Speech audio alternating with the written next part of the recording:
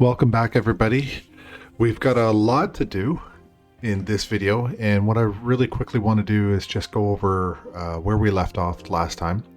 So if I go to my shop button, and let's say I look at snack foods and beverages, I can add a quantity of a product that I want to purchase. Let's say one ginger ale and one bag of chips, and then add to cart. The button is there. But we actually haven't created beyond this yet. So in this particular episode, what I want to do is I want to integrate our identity into our cart. So what that means is I want to be able to allow anonymous users to actually make the purchase just like I'm doing here. But once they decide to add to cart and do a checkout, it will actually revert to their login, or it'll ask them to register. And once they're registered, it'll switch their anonymous activity over to their actual user account. And then they can do the checkout gateway. So that's the next thing that would happen, is that in this episode, I want to actually implement the Stripe payment gateway. So that's the credit card payment transaction system. It's called Stripe. And then once we've got to that level where we've got a Stripe payment gateway for our user, then I want to be able to generate an order confirmation page. And then the next piece of that would be to create an order list and an order history page. Okay, so we've got a lot to do in this episode, but I think we can get it done. Stripe has changed a little bit since the last time I did this, so there might be some bumps along the way, but I think we can get this done. So I'm in my shop controller, and last week the activities that we did was we actually did this add to cart. We created that method. Then we did get customer ID, okay, as part of the add to cart. And then finally, we actually added the cart. I'm actually, for this, going to set up or open up my management studio and connect in. And just to confirm, I am in my management studio, locally hosted in my Georgian Groceries database, and I'm in the products table just checking out the different products that I have in there.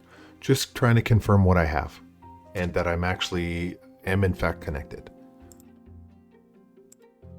And of course, last time we actually created the cart view. So if, for example, I do hit my add to cart, you'll see my chips are already in there. But if I want to add 2 cases of ginger ale, I'll do add to cart. And you can see that it's actually taking me to my cart view. Okay, and what you're seeing is this customer ID, my GUID, and the quantity, the price, the product. So clearly this page itself needs some work. Okay, I've never in my life, I believe, went shopping and seen my GUID pop up as who I am. The other thing is, typically I would see like a dollar figure, like the currency would be set up on this price. Maybe quantity, and somewhere in there I would probably see a sum total, maybe taxes, that kind of stuff. Okay, so that is some of the stuff that we definitely want to take care of today. And then before really we proceed much further, I want to fix this whole look and feel of our cart page. So I would definitely look at this and consider for yourself, what are the things that I really need to change on this? What I did is I actually went back, maybe I'll shop. Let's see if we can add something else. I think junk food and chicken are probably a really good... Okay. I don't know why you'd buy chicken. Anyway, that's shopping for you.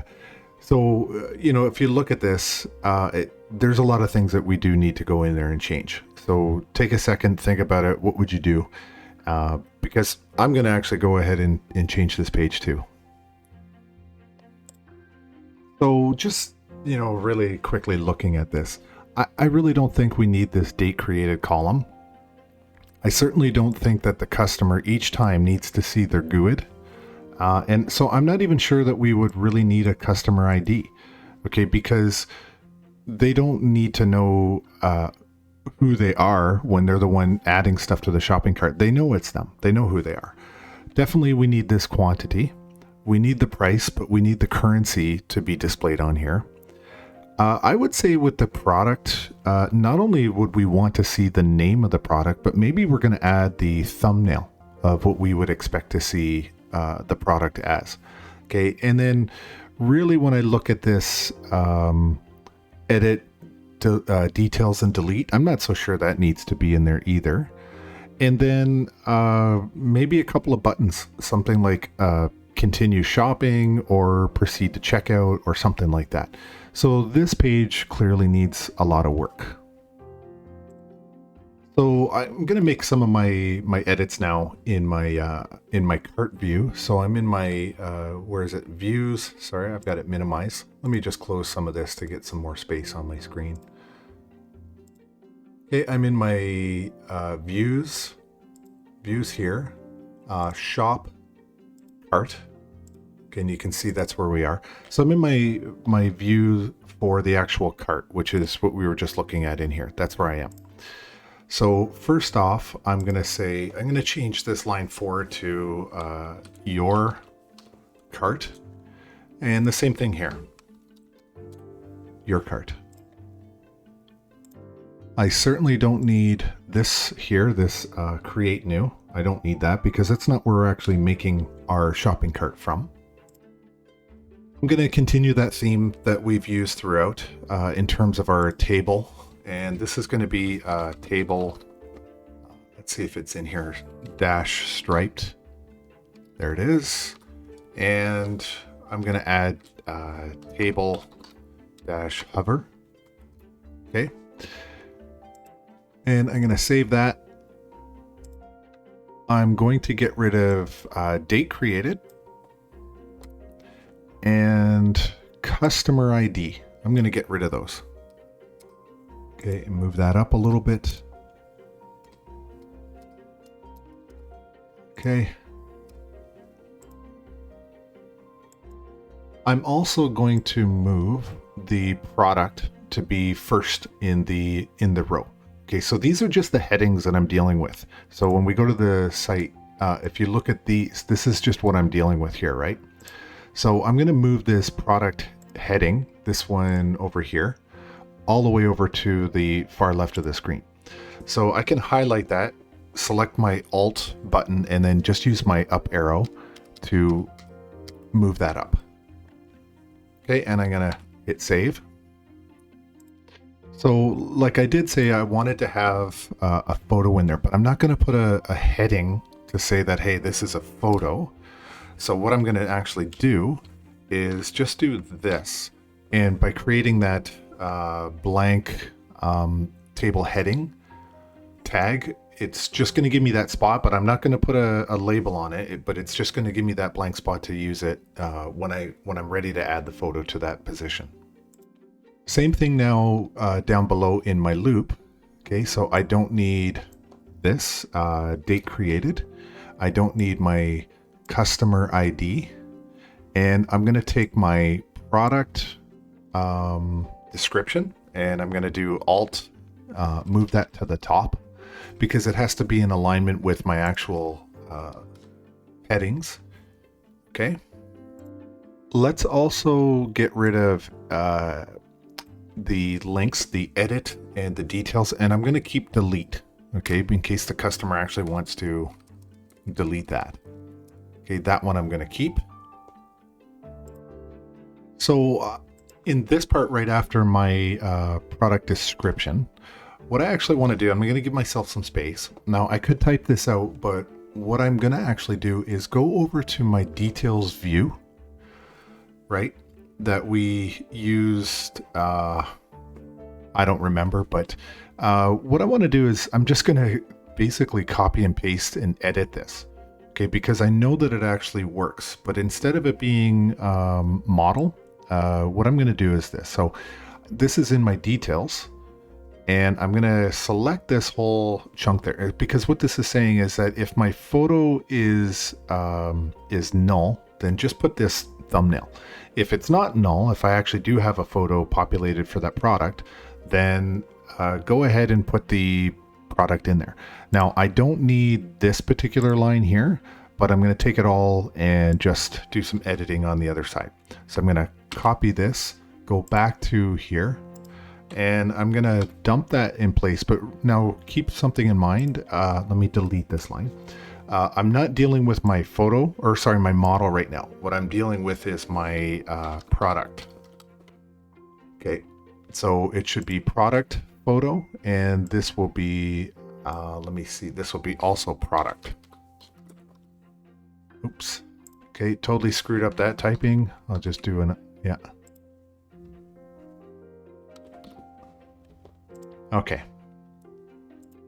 And I have to actually add item dot, or is that items? Yeah, item dot product dot photo. And then this one here is the same. It's going to be item dot.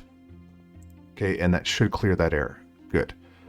And it's just an image tag. We're referencing the same thing, image, product uploads. And the last thing I want to do is just add a class equals thumbnail. Let's see, thumb. Okay. You know, probably would have been easier just to type all that out. Okay, one more thing I want to do with this, with my edit, or sorry, my delete button. I've got this set as a equals delete, and I'm going to change this to say remove from cart. I don't know if I'm going to be able to get to this in this particular video, but there's a chance I'll be able to do this. I hope to get to come back to this, but if not, then I'm going to have to create my an actual remove from cart method. So right now I'm just going to keep that there. So let me put a comment. That's I'll come back to it. Okay. So I'm going to try this out, but just, you know, to let you know, I am expecting that we're going to get an error. So the one thing that will likely happen is when I test this out, it's probably going to wipe out this session, which means I'd have to reshop, which is perfectly okay. So I'm just going to refresh this. Probably going to see all this wipe out, but I should get some of this editing done. Okay, so I've got my product, quantity, price.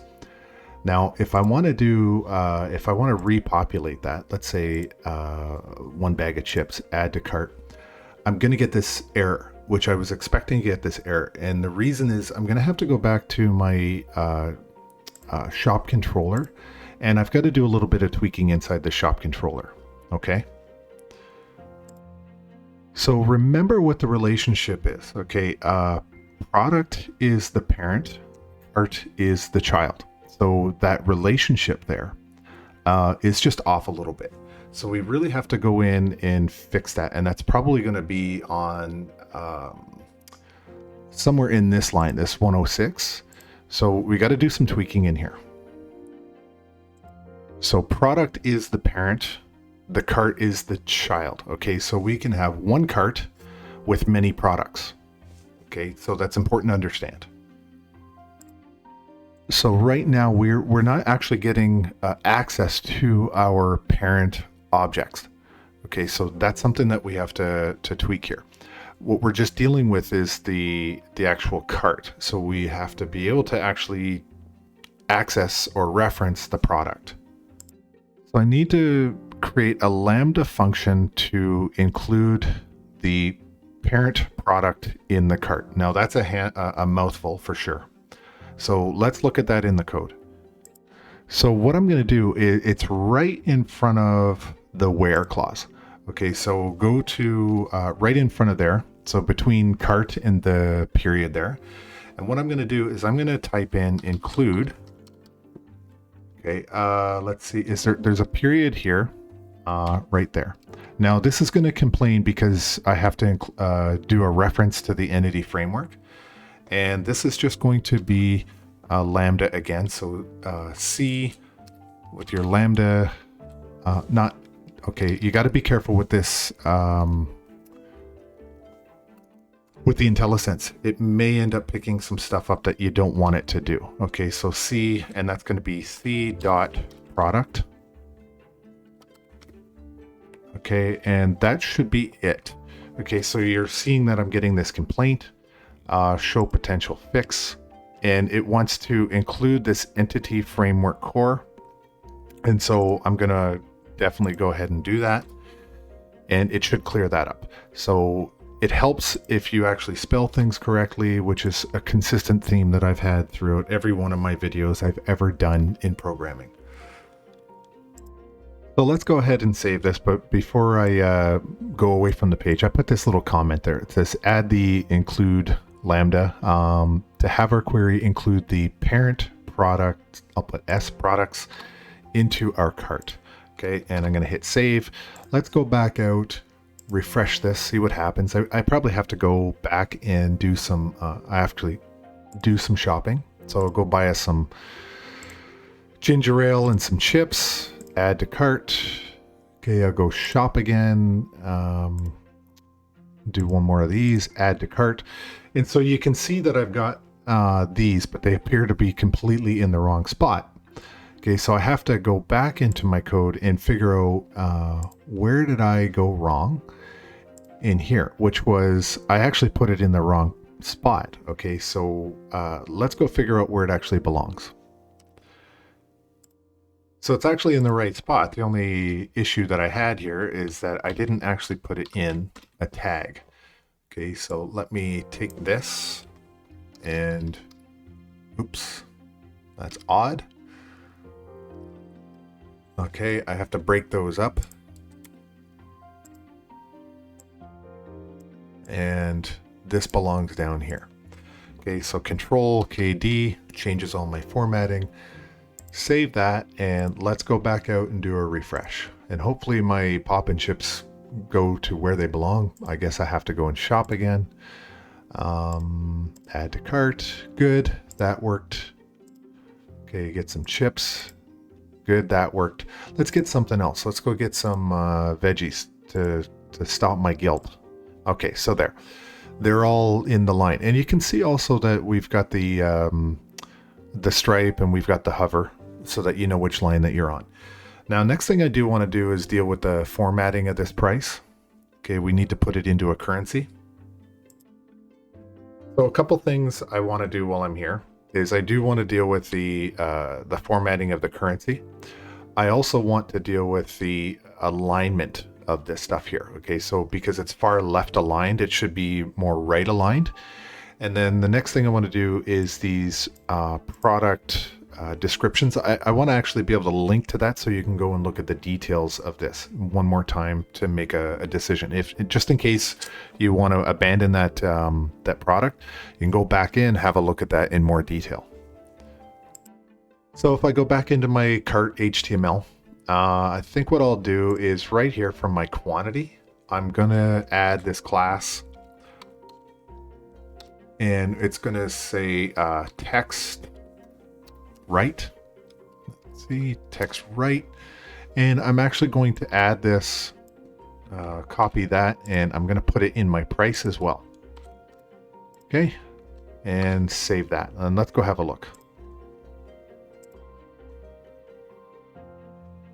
Okay, it keeps wiping everything out. That's okay. Okay, wow, that went threw everything way off. Let's go see if we can fix that. So I think my issue is I need to go down here into the loop as well. Okay, so if I do this, sorry, I don't know what happened. Here, there. Okay, and there, I put those in there. Let's save that and go out, and I guess we got to do some shopping again.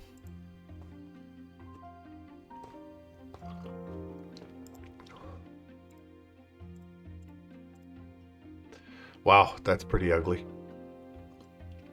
Let's go figure that out. Before I go and fix that, I want to go and change the currency formatting first. And the reason is because I don't want everything to be all aligned and then I have to go and tweak something because it's now added a dollar sign or some sort of currency symbol. So the way this one is going to look is this one, it's got this weird Microsoft formatting. So what I think I'll do is I'm just going to actually take out a lot of this. So I'll keep the @ symbol, highlight all this other stuff, and I'm going to say string dot format, and I'll put the this will be in quotations, and then inside the quotations will be 2 brackets, and it's going to be 0. Oh, sorry, there's more brackets. There's the curly braces. Okay, and then it's going to be 0 colon C. Okay, and let's see what's going on. I haven't done something right. I need a comma right there. And something isn't right. It doesn't like that, but let's check it out anyway. Sorry, I had my quotations out of order. So the quotations should go inside the brackets. So it's a format is a method call.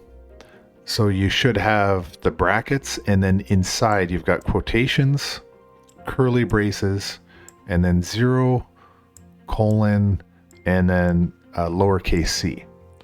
Okay, so I want to save that. Let's go out and check and see if it's updating that.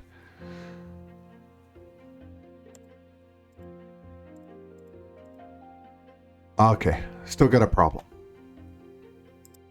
And of course I have one too many of these brackets. Okay, so the entire format looks like 2 parameters. One is for the formatting, and then one is for the actual item price. Okay, so let's save that. See if that fixes it.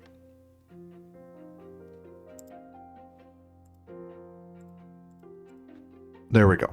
So we've got the formatting, the currency set to this here.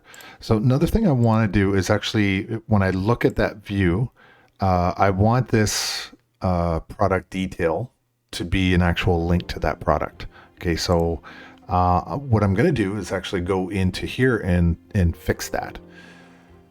So what I can do is make my, in my for loop, I can go to all this stuff up here and do some editing there. So I'm going to make this an actual anchor tag. So just for ease, I think what I'll do is just, I'm going to comment this out.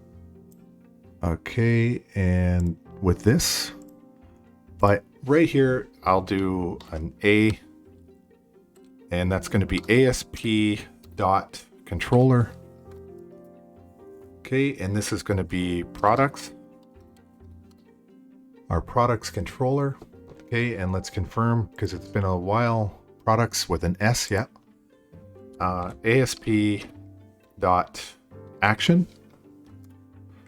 Okay, and that's going to be details. And then ASP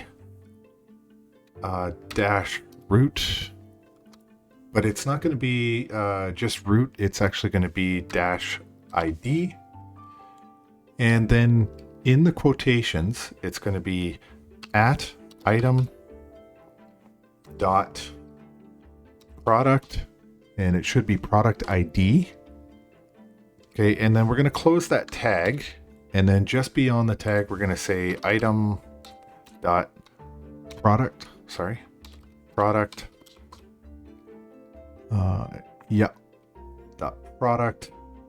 dot product name. And that should close up the tag. Okay, I don't see any errors, so we're going to give that a try.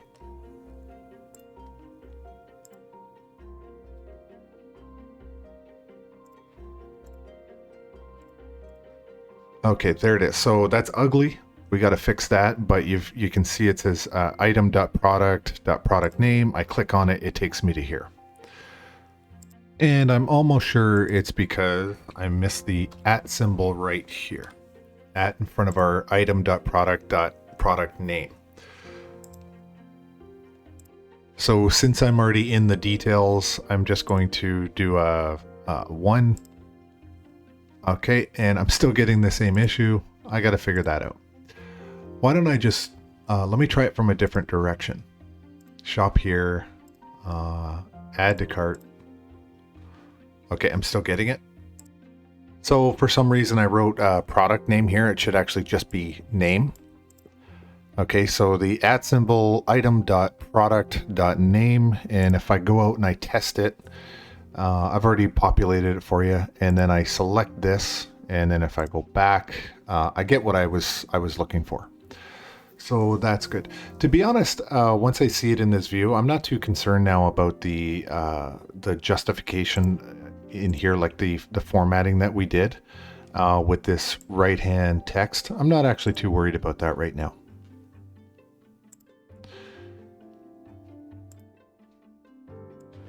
So I think what I want to do is I'm going to actually add something else, maybe the pop. What else? Go back and get this. It wiped out my chips. Okay, so one of the things I want to add in here is a footer row. And that footer row is going to do my running sort of total. And then I definitely want to go in there and do a keep shopping and a checkout button. But the other thing I need to do is multiply my quantity by my price. So let's go ahead and get into the code and start working on that now. So one of the things I want to do is to do that total, I can go up into this section, this code block right here. Okay, and what I'll do is create this double, and I call it total. And I'm going to set it to 0. Okay, and that's where we're going to initialize our total variable. Okay, so because we're going to have to use that somewhere in here, but we want to start off with 0. And don't worry about the... okay, it says the variable total is assigned, but its value is never used. That's because we haven't actually done anything with it yet. So what we're going to do is we are actually going to go and use that, but I had to declare that variable somewhere globally at first, and that's where I'm putting it. So now I'm going to go into my for each, okay, and I'm going to create the space. So right here on line 31 is where I'm going to put this, and I'm going to say total. You can see it popped up, is going to be plus equals, and this will be in the brackets. It's going to be item dot quantity, item dot quantity times item dot price. Okay. And that's what that calculation is going to be inside there. And close it off with a semicolon. So what this does is it actually does that calculation of quantity times the price. But as we keep adding a product to our checkout, or to our cart, sorry, what happens is that it increments the value and then stores that or assigns it to total. I'm going to go down to the bottom here, and I'm looking for these braces right here, because I want to be just above my body, because this is going to be the footer row. And so that's why it's going to be outside of those curly braces. So here I'm going to just do a TR, table row. Okay, and inside that, it's going to be TD. Okay, and inside my TD, let's go back up to the first tag there. And we're going to do a call span 4. Okay, and just outside of that, we're going to call a class. And that's going to be text.write. Okay, and then just below that, we're going to say at string. And this is where we're going to do the currency formatting. And remember, this is a method call. It's got 2 parameters. And so it's going to be quotes. First, put in our quotes. It's just basically the same thing as up on line 48. In fact, what I'm going to do to make life easier is I'm going to take those, copy that, add that in, but now instead of item price, what I want is total. Okay, that's what I want in there. So I'm going to clean up my formatting a little bit. The other thing I want to do is create this other, got to do these two other lines. Okay, and what they're going to be is my buttons. And so the first one is just going to be an A class, and it's going to be a BTN. Now be careful with your IntelliSense because sometimes it will just misbehave when you're doing this. BTN dash, what do I want? Primary. Oops. Primary.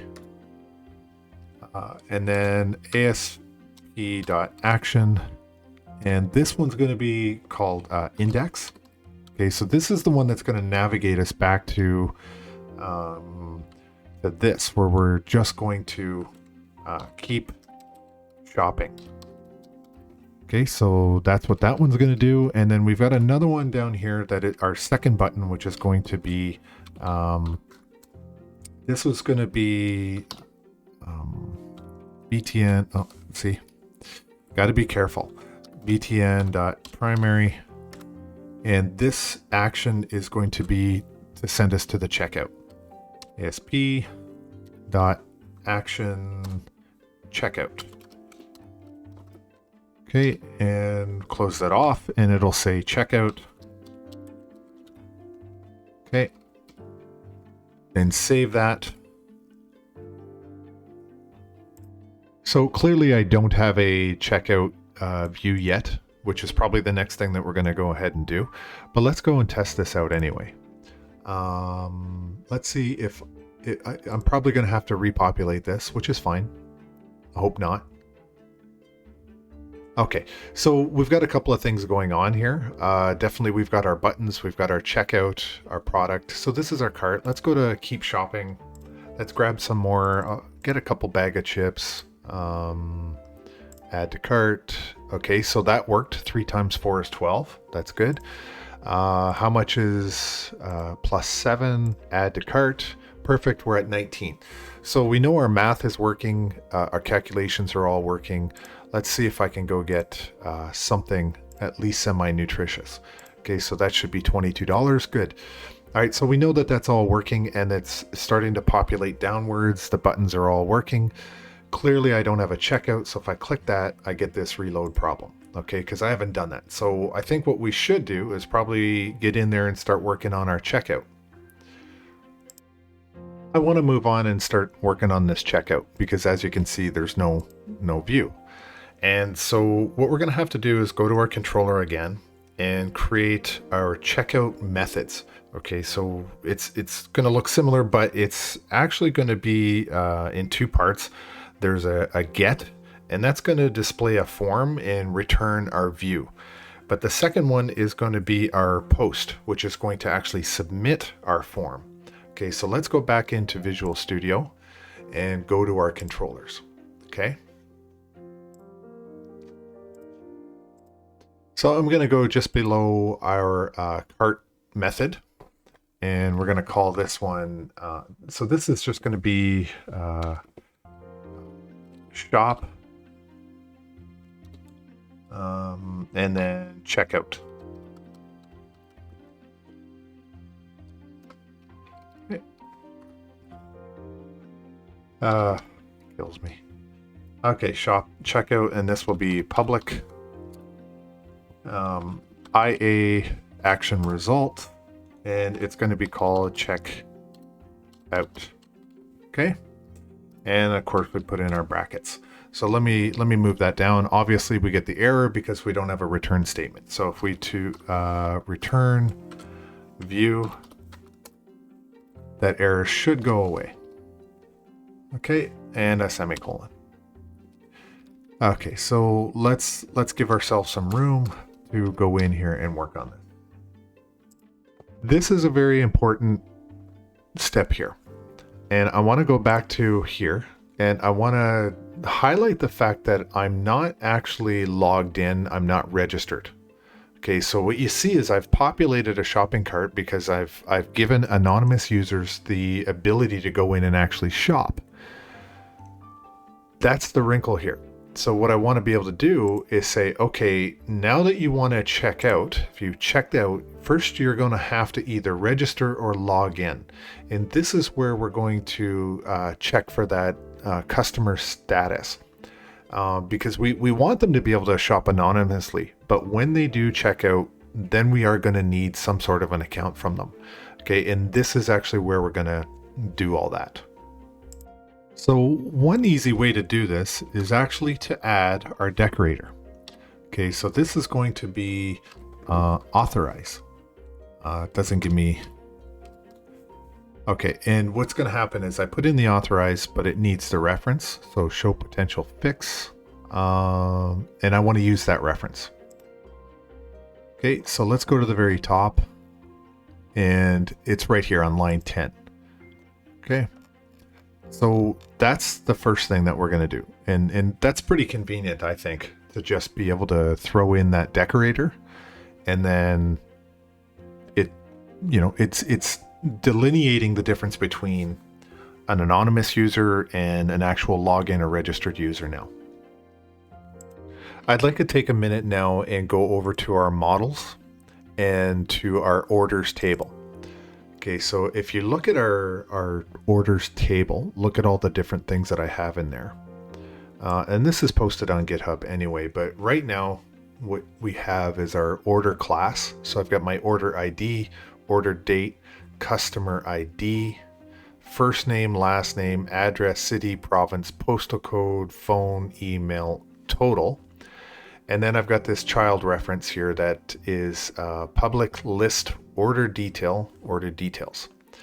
Okay, so that's all in, that is what my order model looks like. And so I'm going to need some of those items in that model as well. So when I look at it, I think, okay, my address, city, province, postal code, probably my total. I don't know. I just got to look at this for a minute.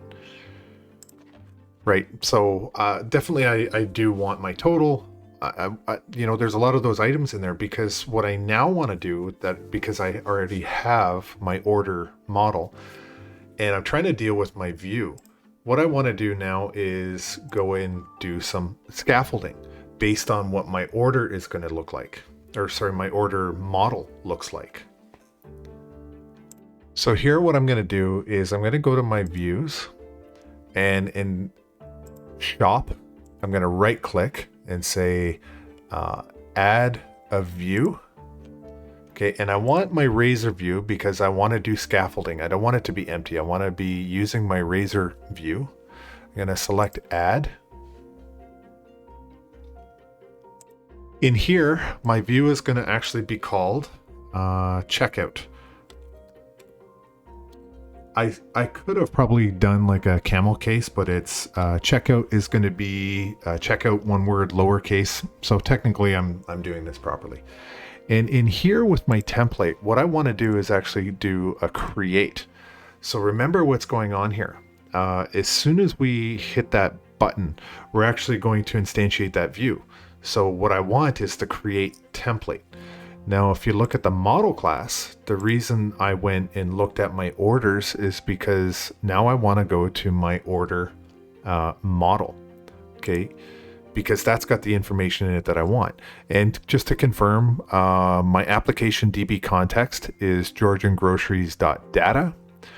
I'll leave these settings the same, and I'm going to continue with my shared layout.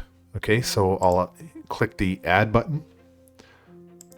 So now that it's scaffolded out, you can see all the things that we have in here. Okay, so order date, customer ID, first, last, all of this stuff.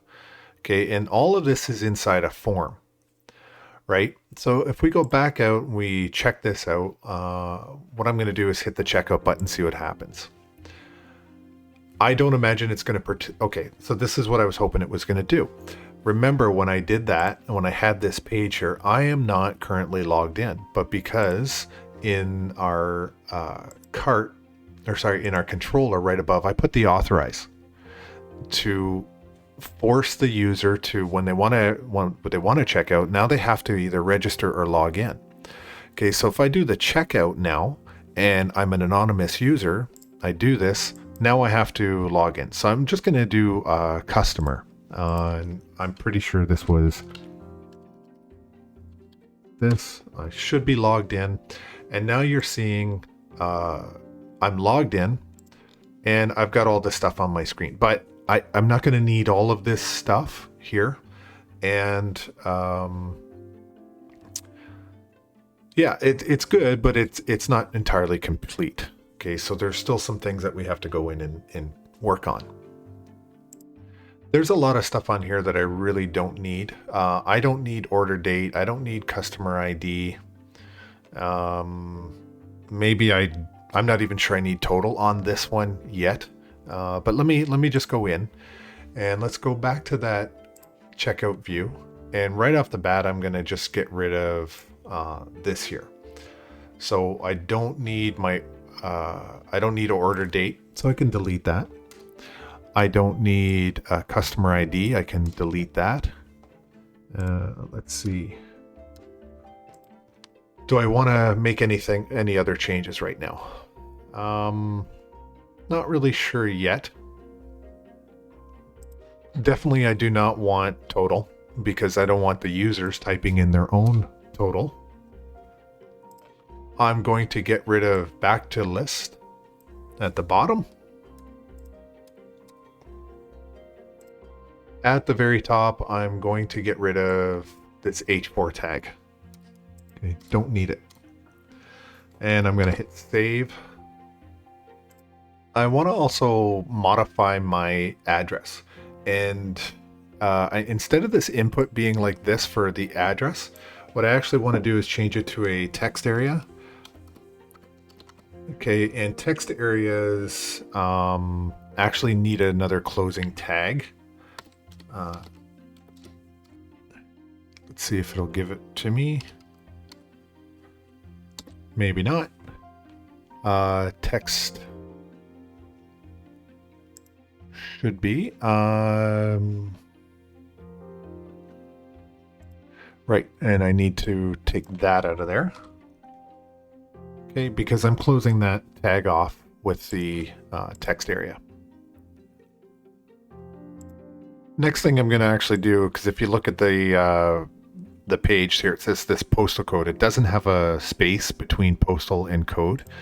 So I'll go to orders and right here above my postal code, we're just going to do square brackets, display,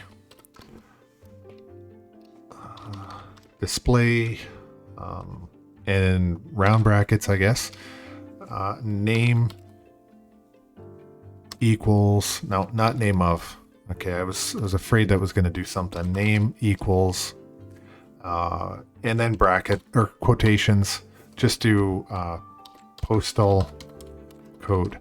Now, I do often see this where people go and do a lot of their formatting, or they use their models and their scaffolding, and then they go back. And so, for example, you see this like postal code doesn't have the space, last name, first name, customer ID. They leave those labels from the actual model. You have to go in and clean those up. And so I'm missing something obviously in here. Just got to figure it out. And of course, it doesn't want to do it because it's looking for the annotation reference. So you can see that here. And I'm going to actually go ahead and select that. And it disappeared. So if we go to the top, you can see data annotations. That's what it was looking for. So I'll save that and let's go back out, refresh this and see how it looks. Okay. Same thing I would have to do with name, last name, address, all that kind of stuff. Okay, so I still have a little bit of formatting to do, but notice here that the address is dynamic here. And that's to accommodate people that have more lengthy addresses. Okay, so if I close that up a little bit, notice down here on the bottom it says create. I want to go back in and actually change that in my checkout view. I don't like that it says that. I think it'd probably be better to say instead of create, my value should be set to payment. And let's add these little, not the dots, the two arrows or chevrons. And the reason is because we are going to want to redirect our users to their Stripe page to do their payment. I also need to go back into my orders and I need to do this, change all my labels for things like first name. Okay. Here.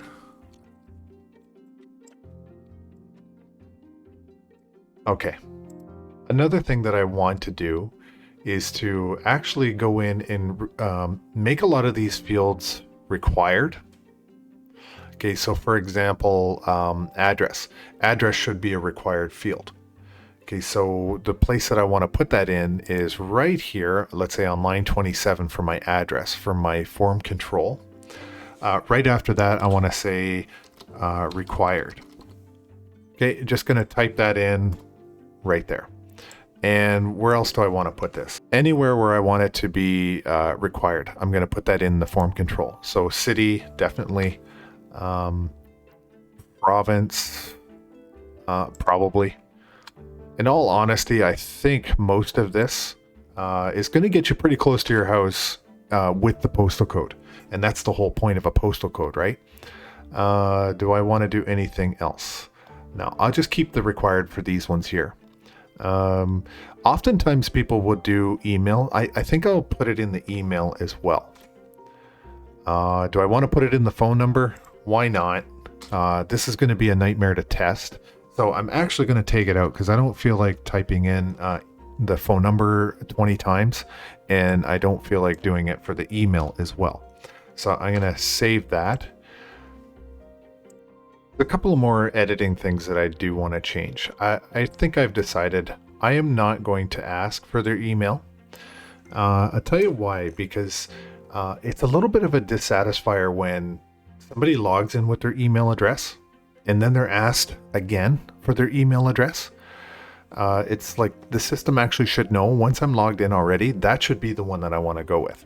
I do think it's important to leave the phone number in there so that for whatever reason, delivery people can call you if they are having a hard time, say, for example, looking for or finding your house. Okay, so I'll leave that one in there. And there's one more thing I can do because I changed that address to text area to make it bigger. But another thing I could have probably done is just simply change this to maybe a 6. Okay, and if you look at the width of it now, sorry, I was playing around with it and then I changed the width. But one of the things by making it a 6, it's actually much more wide. Okay, clearly you don't need that much for that much space to input phone numbers and names and all that kind of stuff. But my address might be extremely long. It's not, but you know, just as an example. So you can do that if you want to, or change it back to 4. That's fine too. And let's go have a look and see what it says. Okay, I'll do this. I don't even know where any of these numbers came from. So it's in there anyway. So we're good with that. I think, to be honest, I really am going to go back and reset that. I don't like that the address is so large on my screen, and I don't think it's necessary. But, you know, as an option, you can do that. So this is just going to be an input again. Change that closing tag and then remove... sorry, yeah, I just need to remove this. Okay, and that should do it for the input. So I'll save that. Let's go back and refresh this and have a look. Okay, so the address is fine. Okay, and I could do like street, you know. Anyway, it's all in there. And you can see I've got my payment button down at the bottom as well, and all of my checkout details. So back in our shop controller, we have a couple of things we need to clean up. Okay, so we've got the first one here, the first checkout method. Now we need another one, and this one is going to be our post. Okay, and it'll be post. Let's see, shop and checkout. So there's a couple of differences with this one. First off, it's going to be called checkout, but we can actually overload this one. And the reason we can overload this one is because it's going to have a different parameter list or another list of arguments. And you'll see what I mean in a minute. But what I want to do is let's make sure we put in our authorize. Okay, we want to do that first. Second thing is we want to do, because it's a post, okay, we want to do our HTTP, and we're looking for post. That's an important step. And then the next one we want to do is our cross-site validation. Okay, so this is to avoid things like SQL injections and all sorts of security issues. So that's to validate that everything that we are sending to this is actually originating inside our website, that we're not having an outside website send stuff into this particular page. Okay, so we'll do validate anti-forgery token. Let me make sure. Yeah, it's validate anti-forgery token is the one that we want. So then, of course, up here, we're just going to go with the same thing here, but then I'm going to change my parameter list. Now, first and foremost, I have to bind all of the items in my order form that I'm showing here. So I think what I will do though is I'm going to bind all of these items except for, say, the phone number. Okay. But all the other things I think I'm going to bind. Okay. So when I go back into my controller, we're going to say square bracket bind. Just bind. And then in here, we're going to add brackets and then quotations. Okay, and this is where we're going to add the parameter list of all the things that we want to have. However, outside of this, I want to close that bind. Okay, and then we're going to do order and then lowercase order. Okay, but let's go back in and populate that parameter list for the binding. So we're going to say first name. Now, I could do it this way, or I could go into my checkout, and I think the safest way is to literally copy and paste.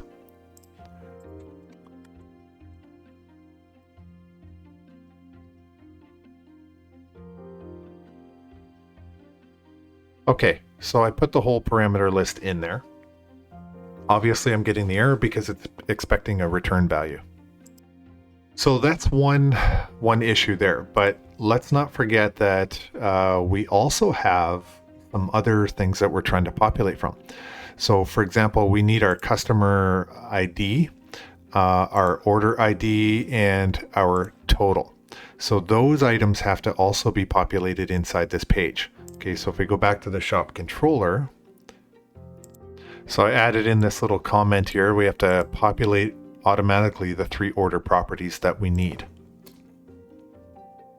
So there's a bunch of steps that I want to follow for this part. Okay, so I put my first comments. We're going to populate with those 3 items.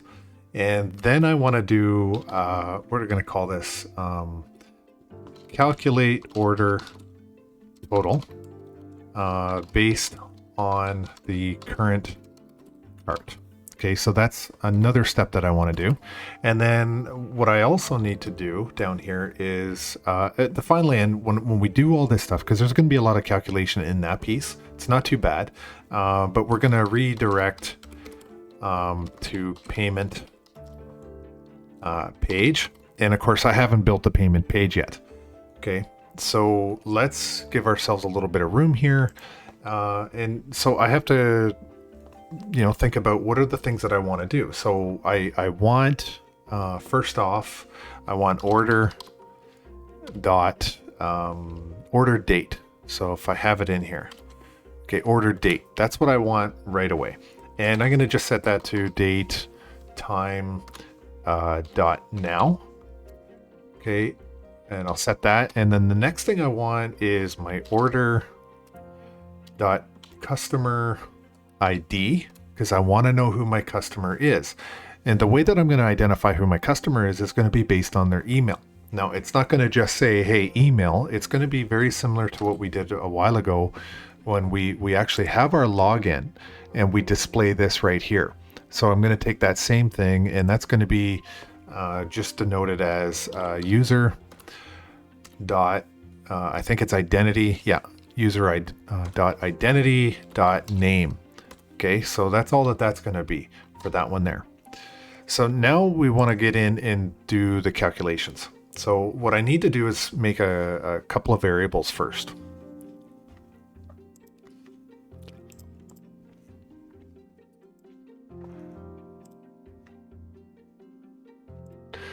So let me get in there and right now create this var, and I'm going to call it cart customer.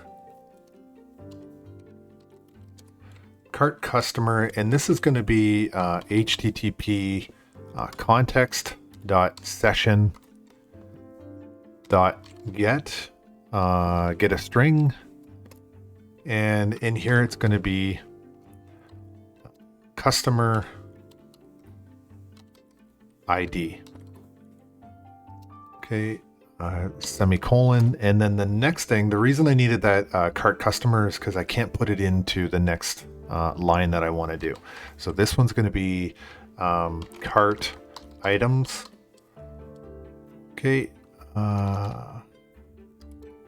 and this is going to be set to context dot carts with an S dot where, and this is a method, so it's going to be c lambda and then c dot customer customer ID, and this is what we're going to set to or equal cart customer. So I couldn't do this all in one line, so I had to put it into two different variables. Okay, and now we get into doing some calculations. So we're going to call this one order total. Order total is going to be set to this. So this is a little bit of a more of a query kind of idea. From C in cart, where are we looking? Cart, you can see it here, cart items. So that's the line above. What we're going to do, and I'll put a space in here. Select C dot quantity times my C dot price, PR. Okay, so my quantity times my price, and then just outside that we're going to do sum. Okay, and we're going to sum that right there, just like that. Finish off with a semicolon. Now let's go down to the next line, and we're going to do order dot total is going to be order total above. Okay, and we'll finish that off. Now the next thing I have to do, now that I've got all that done, you can see that I'm still getting that error up on line 126, and that's because I don't have a return value. So if I do a return, I'm going to do redirect to action right down here, and this one is going to be to payment.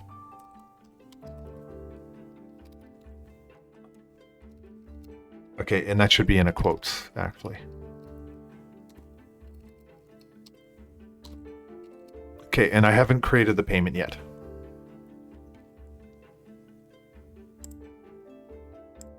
I want you to consider one thing for a minute. We have multiple sort of data types. It's a complex object that we've actually made. So one of the things we have to actually do is we're going to use this extension. So I'll put the comment in here and I'm going to say use session extension object to store the order object in a session variable.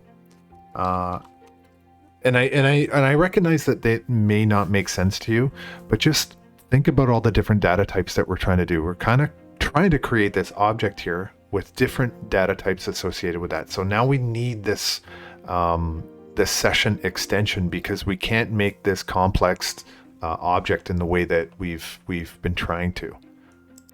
I want to make sure that when we try to process this page, the whole order doesn't get wiped out. So that's one of the things. Now we're going to have to deal with this right now. And we're going to do this before we move on to the stripe part. This is something that's kind of vital to what we're trying to do, so I have to do it now.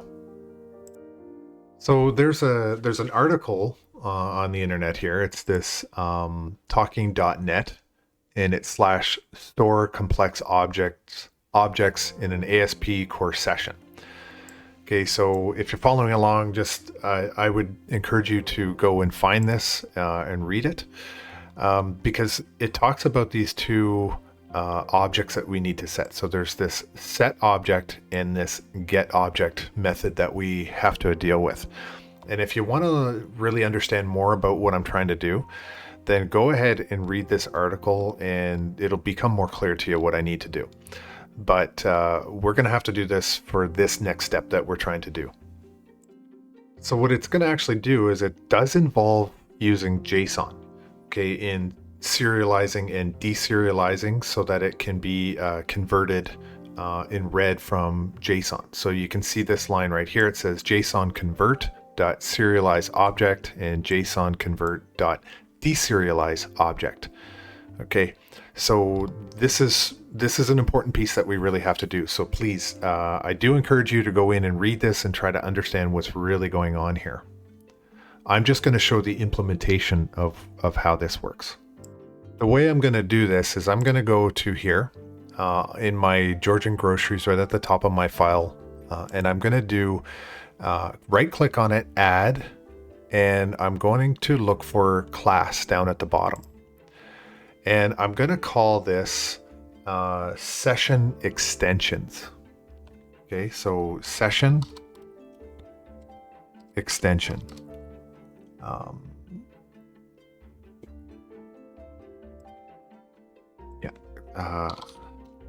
Okay, I'm going to call it session extensions.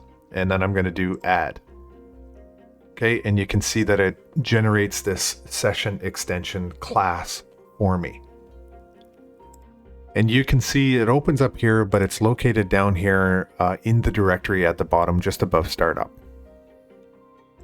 So the simple way to do this is to actually go and copy and paste these two methods. Okay, so I'm going to just copy those. And notice here that this is set to a static class, so I have to change that as well.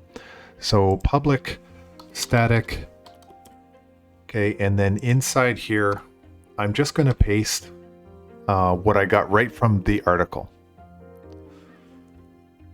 And to be completely fair, I'm going to copy that link, go to here, and right inside, I'm actually going to paste the link to that website.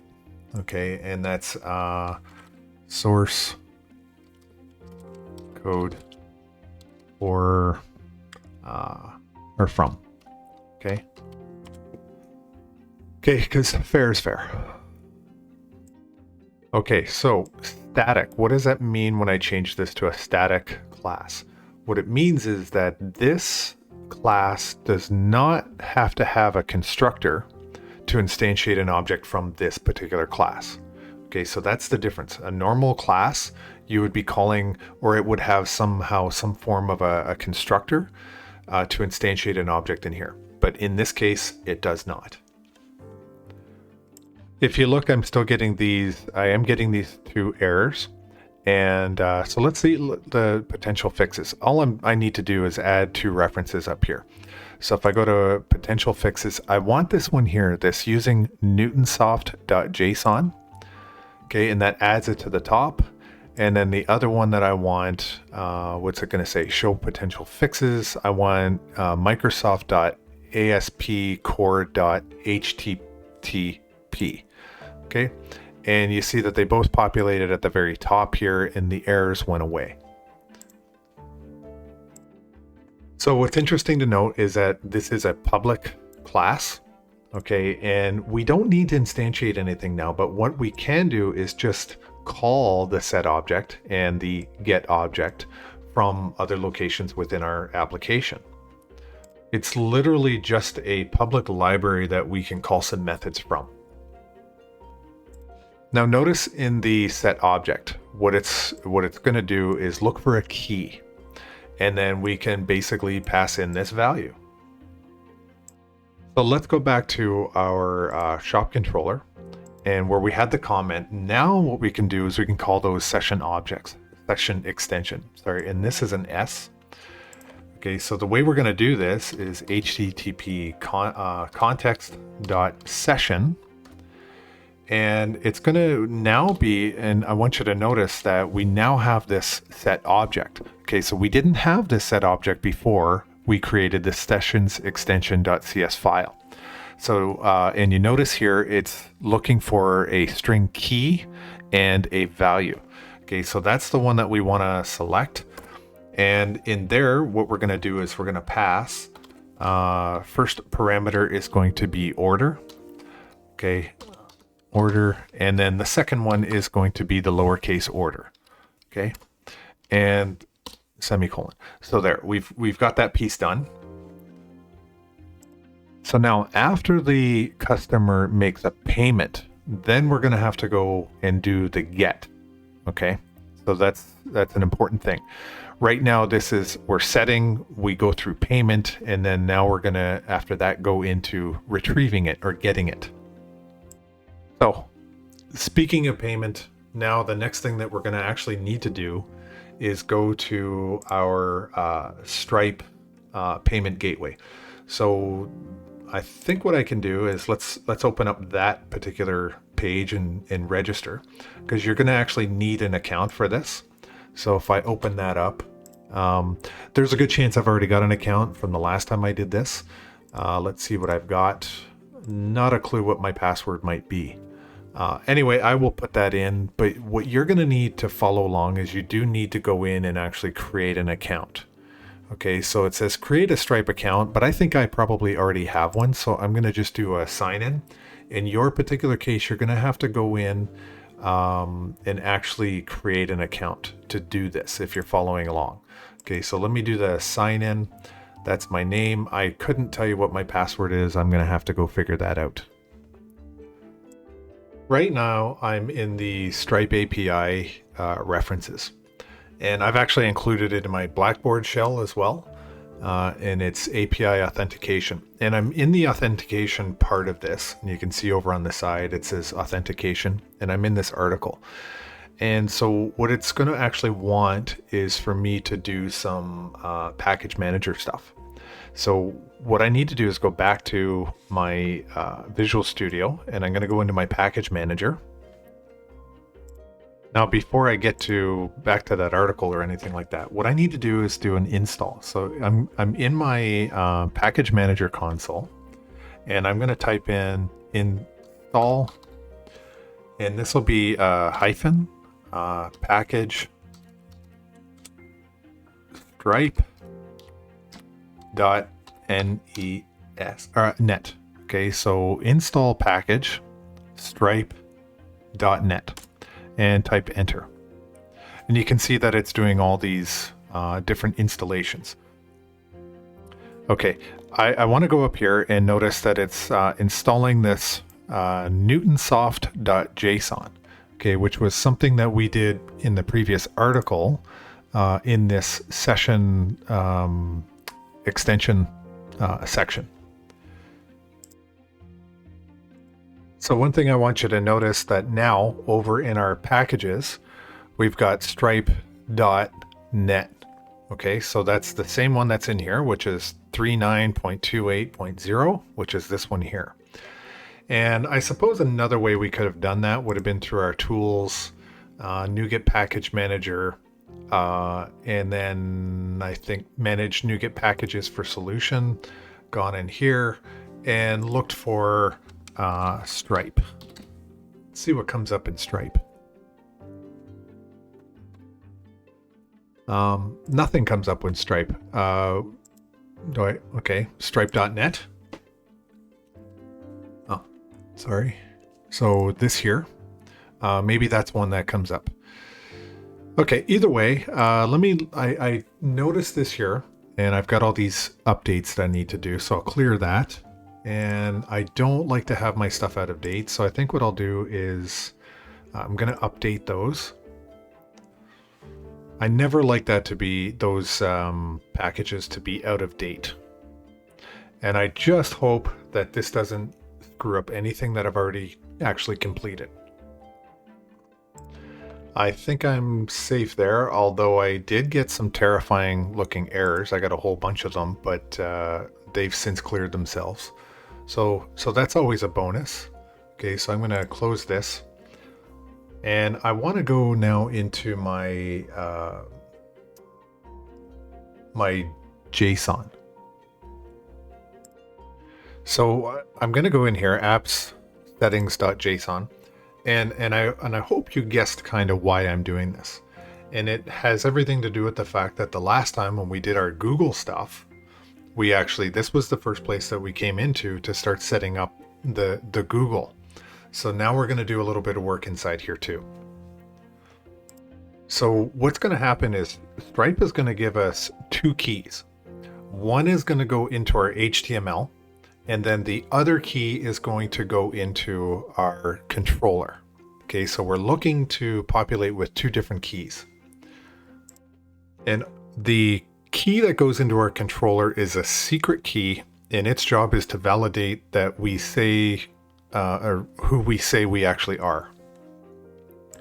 So I'm going to go just below all this Google stuff. Okay, and what I need to do right off the bat is add a comma. Okay, and then now I can do capital Stripe. Okay, and that's after the quotations, we've got a colon. Okay, and then we get into our brackets. And the first one we need is going to be in quotes. It's going to be publish ABLE key, capital K. Okay, and that's in quotes, colon, and then quotes again. Oops. Okay, and then we need another comma, and the next one is going to be our secret key. Okay, and colon, and then we're going to put a couple of quotations in there as well. So once you have done the installation of the Stripe .NET package, we go and we add this in our apps JSON. And now let's go to, we have to go to our Stripe. So I created an account, right? And what I've got now is my dashboard. Okay, so you need to make sure that you go into and create an account and do your, so that you get to the point where you have this dashboard in front of you. Okay. If for any reason during the setting up your account, you're asked to put in a credit card and all that kind of stuff, don't put anything in there. And if worst case, if it doesn't let you do it, type in 424242 for I think a total of 16 characters if it asks for it. It shouldn't ask for it, but it may. And even with that, you can kind of bypass a lot of that stuff anyway. I know the last time I was in here when I set this up, I had a lot of difficulty, I recall, with just getting a basic account. And that's meant for commercial purposes. Okay, so in this case, because I'm not doing this commercially, I'm not going to give over all of those details. You may choose to do that if you want to, if it even asks for you. But the important thing is get to this point here. You're in the Stripe dashboard. So you should be in the dashboard at this point. Okay, and what I'm going to do is I want to go over to here on the side to developers. And within developers, you're going to see that it's got this API keys. So that's what I'm after. So I clicked on developers API keys, and you can see that it's got, back in July, I was doing this. It says this API key hasn't been used in 125 days. To keep your account secure, we recommend deleting API keys that are not in active use. Okay, so that was for the last time I did this. So I could technically go and use these again. But I think what I'm going to try and do is probably create new keys. Okay. Actually, I'm sorry. I'm actually not going to create new ones. Okay, I already have them.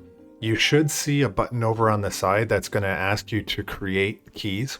And you need both a publishable key and a secret key. Now, one thing I am going to do is I'm going to go over, I'm going to copy this word, go back to my Visual Studio, and I want to make sure that it is perfectly spelled, okay, or at least matching. And I'm going to do that for both, okay, because I don't trust my spelling whatsoever when I'm trying to record this stuff, okay. And it doesn't look like anything changed, but it's still important. I don't want to screw this up because of a spelling error, okay. So now what I can do is just hover over top of my publishable key. I'm going to grab that. It says click to copy. So it's copied. You can see that. And I'll go back in and I'm going to just paste it right in here. And then I'm going to go back to the other one. And I can say reveal live key if I want. Do I want to be able to do that? I don't know that I'm probably going to have to. All right, so I'm going to reveal that. Yeah, reveal it.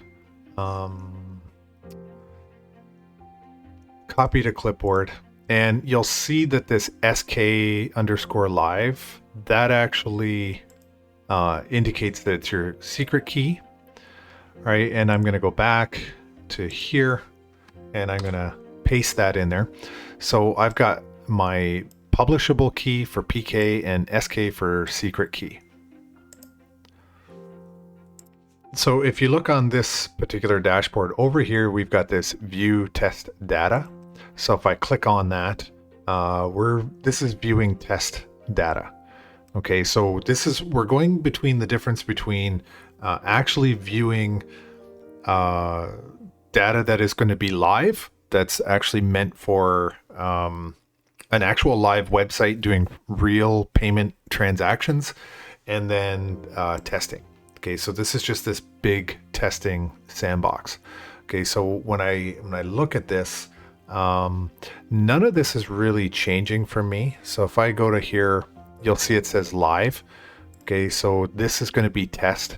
So I'm glad I went on there and I showed you guys the difference, because I realized that for now, what I have to do is actually go and copy that. And I have to go back in here because you can see right here that it is actually set to live. And I certainly don't want that in here. So what I'm going to do is paste in my test data. Okay, let's see, this one is test. Okay, I need that key. Go back and change this to test. Okay, so you should have PK test and SK test, and save that. Now I want to go back to my shop controller. At the very top, before I do anything, I would like to actually add a couple of different references. Okay, so first off, we'll go, what do we call this? Okay, Stripe payment references. Okay, and so the first one I want to do is using Stripe Okay, there it is. Okay, and then the second one I want to do is using system dot config. There it is. Okay, and my note in here, I'm gonna put a note. This is this will read the Stripe API keys. Read the Stripe API keys from apps setting. Okay. There. So this is going to be a little bit clumsy to even try to explain. But these are the steps that have to be followed anyway. We're going to have to go in now and modify our controller. Okay. I have to get in here and actually modify this store controller constructor here. Before I do that though, right below this, I have to gotta create this configuration, this iConfigure. And that is what came from this configuration, the system configuration up on line 14. So in here, I need to create an object of iConfigure, let's see. It should be iConfiguration, and I'm not seeing it. iConfiguration, not there. It's not system, but I'm going to use it. iConfiguration. Okay, and then lower or underscore iConfiguration. Let's see what happens here. Okay, it doesn't like that. I'm just gonna cheat a little bit. Underscore I, and that's what I'm gonna call it. Let's see what happens here.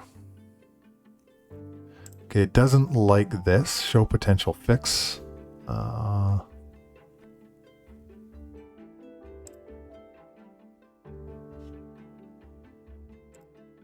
Okay, so that's done in there. Now I have to go down to back into here, into the actual controller.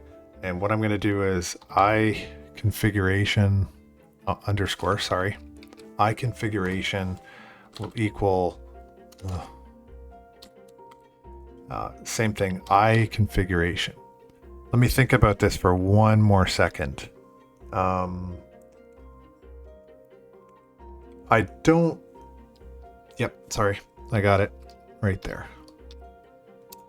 Okay, there. Okay, that's not right. I don't need this, and I'll tell you what I'm going to do next. I'm actually going to go back up into the controller and add this other parameter. And this is going to be my iConfiguration. It doesn't want to give it to me this way, but okay, iConfiguration, and it's going to be there. No.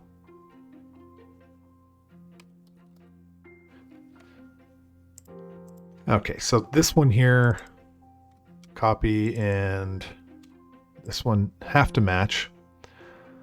And let's make sure that I'm actually spelling everything properly. With an underscore. And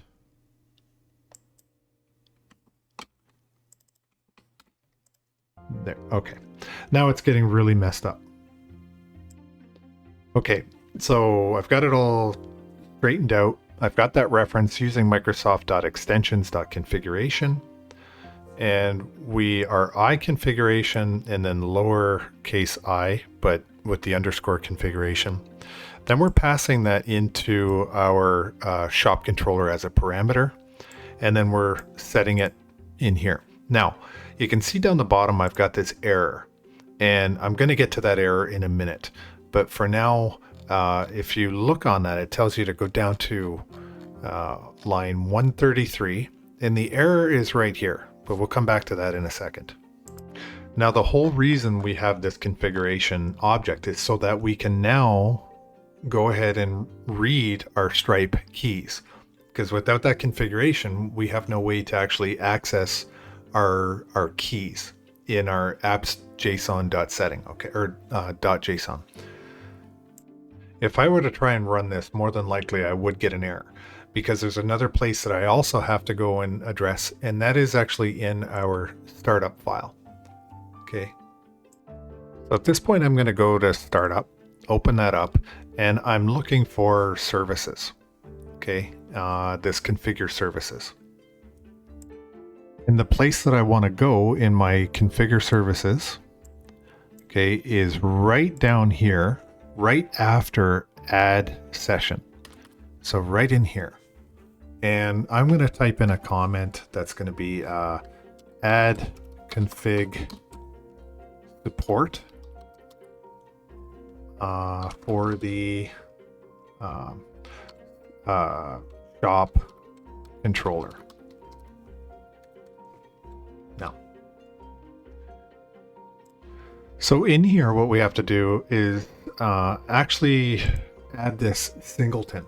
And a singleton is a design pattern. So if you're familiar with design patterns, great.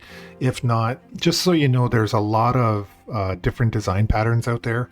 I think there's about 27 different repetitive design patterns, but the one we're going to call is called a singleton. And so the way I want to code this, I want to just do services, okay, dot add, oh, not ass, okay, don't type ass, add singleton. Let's see if there it is. Okay, so I'm going to go for the one with the funny looking brackets there, the angle brackets. And the reason is because I actually need them. And this is going to be my I configuration inside there. And then just beside it, you know what, let me see, yep. Okay, right on the other side of the brackets, now I want to have my configuration. Okay, oops.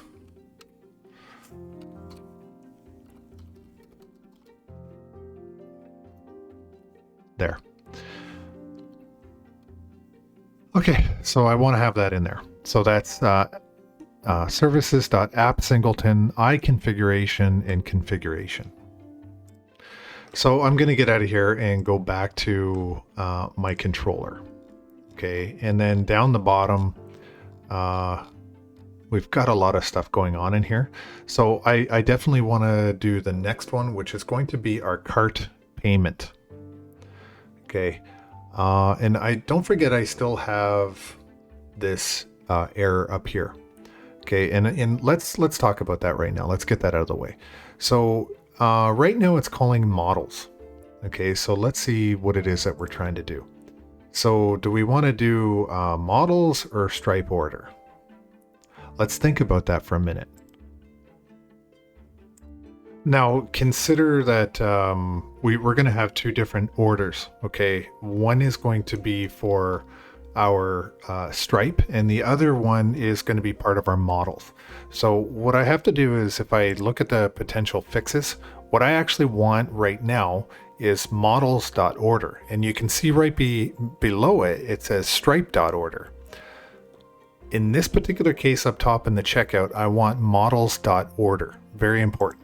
So I'm going to click that, and you'll see that the error does actually go away. So now what I want to do is get back in and start working on my next method. And the next thing that I want to do is I want to get my cart payment. Okay, so you have to visualize what we're doing. We're actually going to send it to our cart and then process the payment. So in here, what I need to do now is public. Okay, I'm going crazy with my typing. IA action result, and this will be payment, and that's a method call.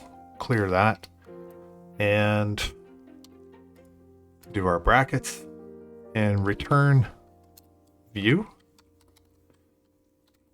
Okay, now we still got some more work to do in here, obviously. So this is really kind of neat. what we're going to do is we're going to generate a blank form, and Stripe's API is actually going to build in the contents inside that form for us. Okay, so there's very little that we actually have to do other than we build that form. I mean, we've got some code to write and stuff like that in order to get it all to work. But it's kind of cool that we create the view and then Stripe populates the view for us that we're going to create. So we'll end up using JavaScript to make a call to the Stripe payment page. And then, you know, it's basically a method call that's going to populate that page for us with all the functionality. So what Stripe is going to need is the total for that order. And then what's the public key? That's what Stripe is going to need for that. So let's go and modify our payment. Give myself a little bit of room. And I'm going to say var order. Order is going to equal HTTP context. So right above on, let's say, what is it? Line 146. Okay, we use that set object. Now we're actually going to get the do the get object. So that's going to be HTTP context dot settings or session, sorry. And then it's going to be get object. Okay, and in this case, we need to cast it. Now I want to, again, stress that we just changed up here. We just changed this order models. Okay, and this is the same one that we want here, but we're going to have to cast it. And the way to do that will be in these, the angle brackets. So this will be models, models dot order. Okay, and then on the other side of that, in brackets and quotations, sorry, inside here will be order. Okay. Okay, here's a little bit of an unusual syntax, but this actually comes from Stripe, so we're not going to worry about it. We're just going to roll with it. Okay, so this view bag is going to be dot total. So I'm going to leave it off at that. So we've got this view bag dot total equals order dot total. And the next thing we're going to do is I've actually got this already written, but I'm going to just drop it in there. So we're going to use the view bag to set the publishable key, which can be read from the configuration. And the way that is, it's just it's another view bag, but we're going to call that publishable key, and then we'll equal iConfiguration, and we're going to use this method called get section, and we'll put it in round brackets with the quotations, and it'll be Stripe, and then it's going to read publishable key. Okay, so that's the next thing that we want to do. And then of course down here we just want to return that view. Okay, so let me just kind of tighten that up. So there's really not much for this particular get method for the payment. Okay, so all of our work is actually going to be in the next payment method. That's going to be a lot more involved. Okay. So the last line that I put in there was this load the payment view. And this view has to be called payment because it's inside this IA action result. And we're saying load the payment view, but I don't have the payment view because if you look over here in shop, there's no actual payment view that I have yet. And just to be totally transparent on this video, Stripe has made some major changes to what they've done since the last time I did this, even as early as July. So I actually did work through some of this stuff, but I had to go and delete a whole bunch of it because I got to a certain point and it just stopped functioning the way it was supposed to function. So not a big deal. I don't mind redoing it because I get to learn what's going on as well. So anyway, what I'm going to have to do is go in here and I'm going to create an empty view. So if I go to shop and I do right click, add, and I'm going to go to view, and I'm going to create an actual empty view, a razor view empty. I'm going to say add, and I'm going to call this one payment. Okay, and it it's going to pick up the CS HTML extension for me anyway. And you can see now I've got this payment HTML page, and it's actually over here as well. So really, I'm going to wipe out all this stuff because I don't think I need it whatsoever. Okay. So what I've got, and I've actually posted this in my Blackboard.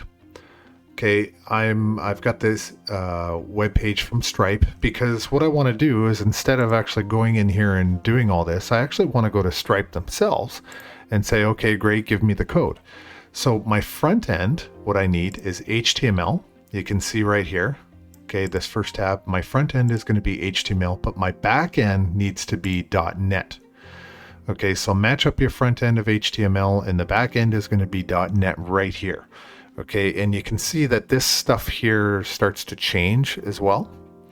Okay, so this is some of the code that I'm going to use and then do some editing. So over here you see this window open up. Okay, and you've got checkout, success, cancel, servers. I don't want any of those. I want checkout, and there's 52 lines of code right here that I want. So I'll go to the bottom, and I'm going to grab all that stuff and Control C, and I'm going to copy everything. Then I'm going to go in and do some editing. Okay, so I'm going to go back to this page and drop it all in there. Okay, so look at all that code that I just dropped. And I'm getting warnings and stuff like that. That's okay, don't worry about it, because we're going to clean this whole page up. So I've got this in there, and right off the bat, I am going to start going in and chopping this thing up and keeping some things, getting rid of some things. But right off the bat, I know that this image, okay, right in my first section, under product, what I'm going to do is I'm going to change that image. And I think what I'm going to change that one to, if I go to my root IMG, and I've got, do I want icon? Yeah, let's change that to icon. Okay, so that's going to read, that should be like this. Use the tilde, IMG. Okay, and you can see that it's picking it up, and then icon right there. Okay, and it's a PNG, so that should be good. But let's bring in this thing here. What are we going to call this? This one will be Georgian Groceries. There. I'll go down and change this line right here. What line is that? It's an H3 tag. I don't need that. I'll say your order total. Okay. So I mentioned just previously that Stripe has made some big changes to the way they're doing things. So I'm actually back in the shop controller at the top in my checkout. Okay, and this one is my post checkout, and some of the stuff that I did here previously was part of the old way. So I actually need to go in and do some updates. So first thing I'm going to do is I'm actually going to, I think, comment this one out. So I'll comment it out, and if the changes work that I want, then that'll be fine. So what I'm going to end up doing is I'm going to call this one, why don't I just, let's do this. I'm going to take all this, I'm going to uncomment this, then comment it. Okay, and right here, I'm just going to kind of start over with what I want to do. Okay, so I'm sure you've already seen this part in the video and you're thinking, crap, now I got to go back and fix it. Sorry, but that's how it goes, okay? So I'm going to say order dot total, and we're going to do an equal, and inside the brackets, I'm actually going to run a from. So this will be from C in underscore context. So it's kind of kind of similar to what we had done before, but there are some changes. So if you can see, even down here, I was trying to do this 4, okay, and that obviously I don't want from. So anyway, I've got to go through this process and update this because of the way I was trying to do it before. Stripe is just outright rejecting it. So this will be context dot carts. Sorry, that's a capital C. Okay, and the next line will be where C dot customer ID is equal to this line right here. So I can actually use this piece. Okay, so I'll take that. I'm gonna Control C and put that in there. So I guess not all the code is a complete waste. And then from here it'll be select C dot quantity, I believe. Is it quantity? Yeah, quantity times C dot price. Should be price. Okay, dot capital S for sum. And that's a method call. So I'll finish that off with the semicolon. Okay. I somehow threw a bracket right there. So this should be this bracket right here. I was missing, and it's dot sum. I'll do a semicolon, and I'll take this semicolon out of there. Where do I feel like I'm missing one still. So let me take this out, and I'm sure I'm going to find it any second now. Okay, no, I didn't, because I put it in right here. That's the one I was looking for. Okay, so now what I want is the, where's the line that I had right here? So I've got this line right here. I'm happy with this one being here. Okay, so what I'll do is I'm actually going to go in and delete all this stuff. Okay, there. So I've deleted that, and I'm going to save it. So I'm actually back in my payment, and I want to do quite a bit of editing. And sorry to do this to everybody, but I'm actually going to take out that logo. I don't actually need it because I've got it in my I've already got it in my nav bar anyway, so there's no need for me to have that logo. But there are some things I definitely do want to take out of here, and I think right off the bat I'm going to take out definitely this. Okay, so I need these scripts. I don't actually need anything else above that. Do I need the head? Don't even need the head in there. Okay, so I'm gonna take that out of there. And what about the body? I'm trying to think of, okay, so I'm gonna keep the body in there. What else do I want to take out?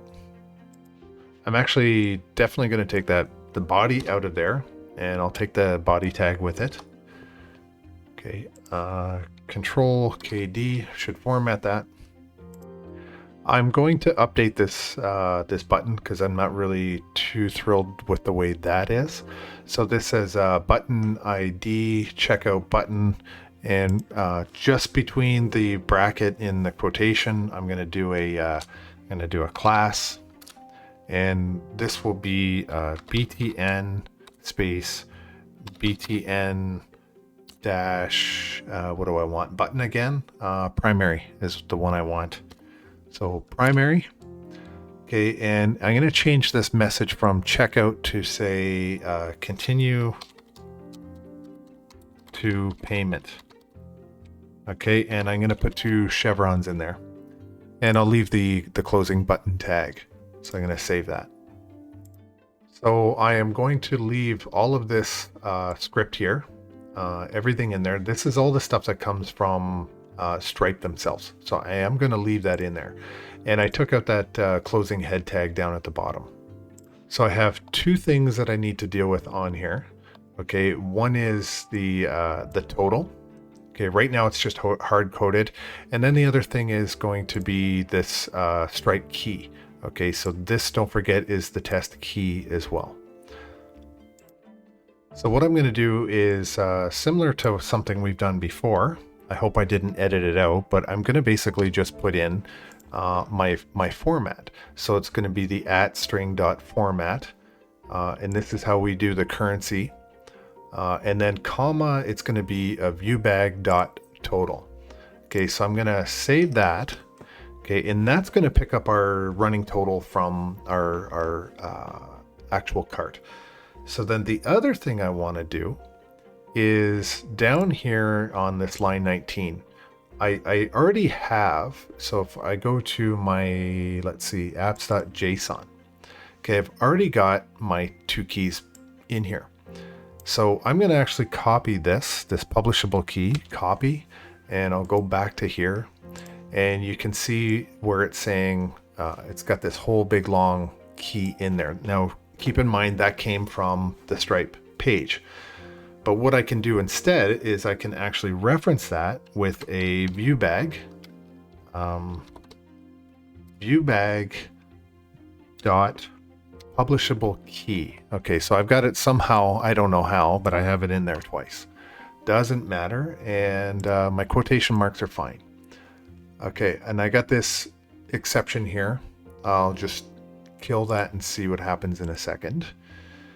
Shouldn't really be a problem. Anyway, I'm gonna save that.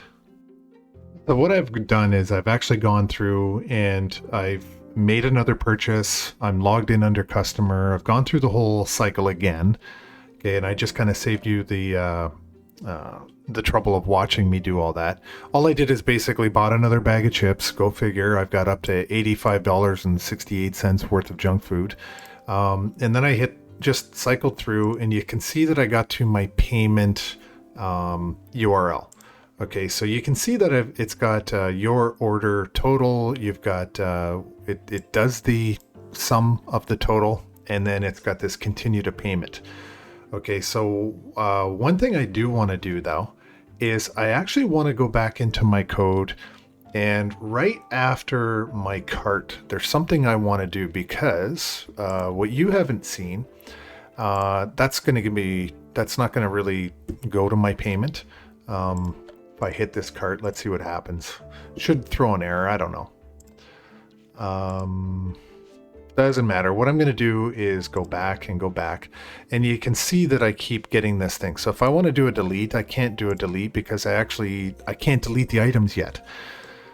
That's a bit of a problem for me, right?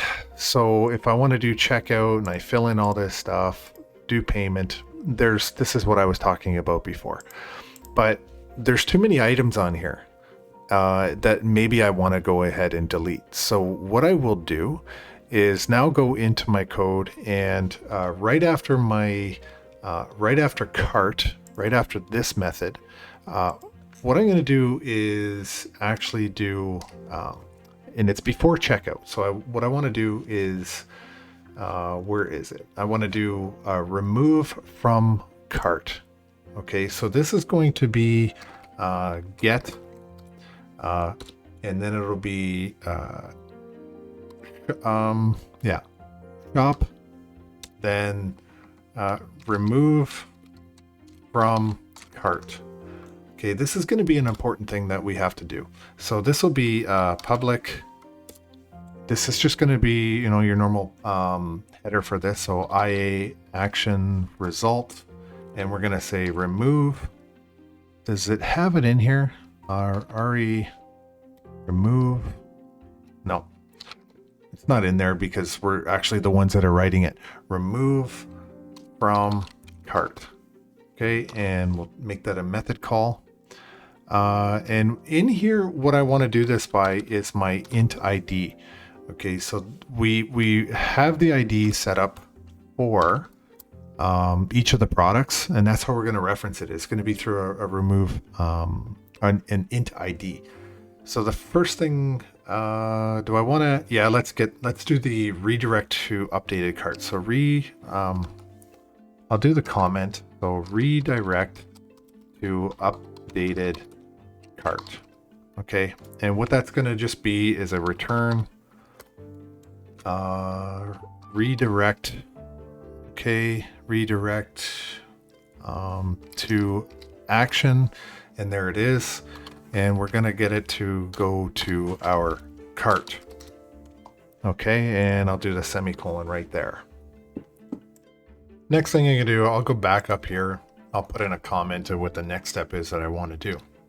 And that is going to be find the item with the primary key value. Okay, so this will be var cart item equals to underscore context. There it is.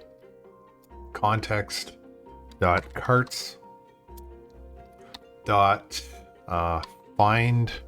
There it is. And in here we'll pass ID. Okay, and end that off with a semicolon. So the next thing I want to do now is delete, let me put the comment in there, delete record from the carts table. And so this is going to be an if statement. So we'll say if cart item is not null, then what's next? So context dot cart, carts, and we're going to call the remove method. Okay, and inside that we're say cart item. Okay, close that off, and then the next thing we will do here is save that. So we want to do the context dot save changes.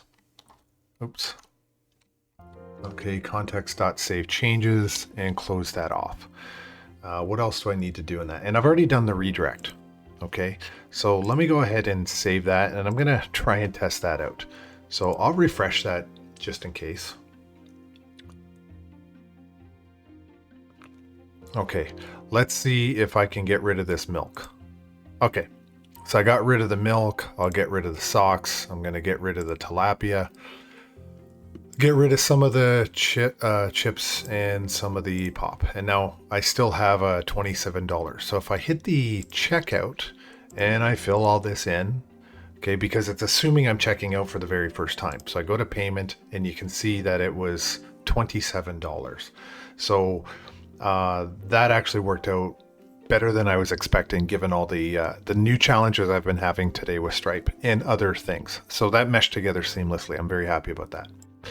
So I want to just show you some stuff that I have actually been improving. I tested this out so that I made sure it worked, and I didn't want to waste your time.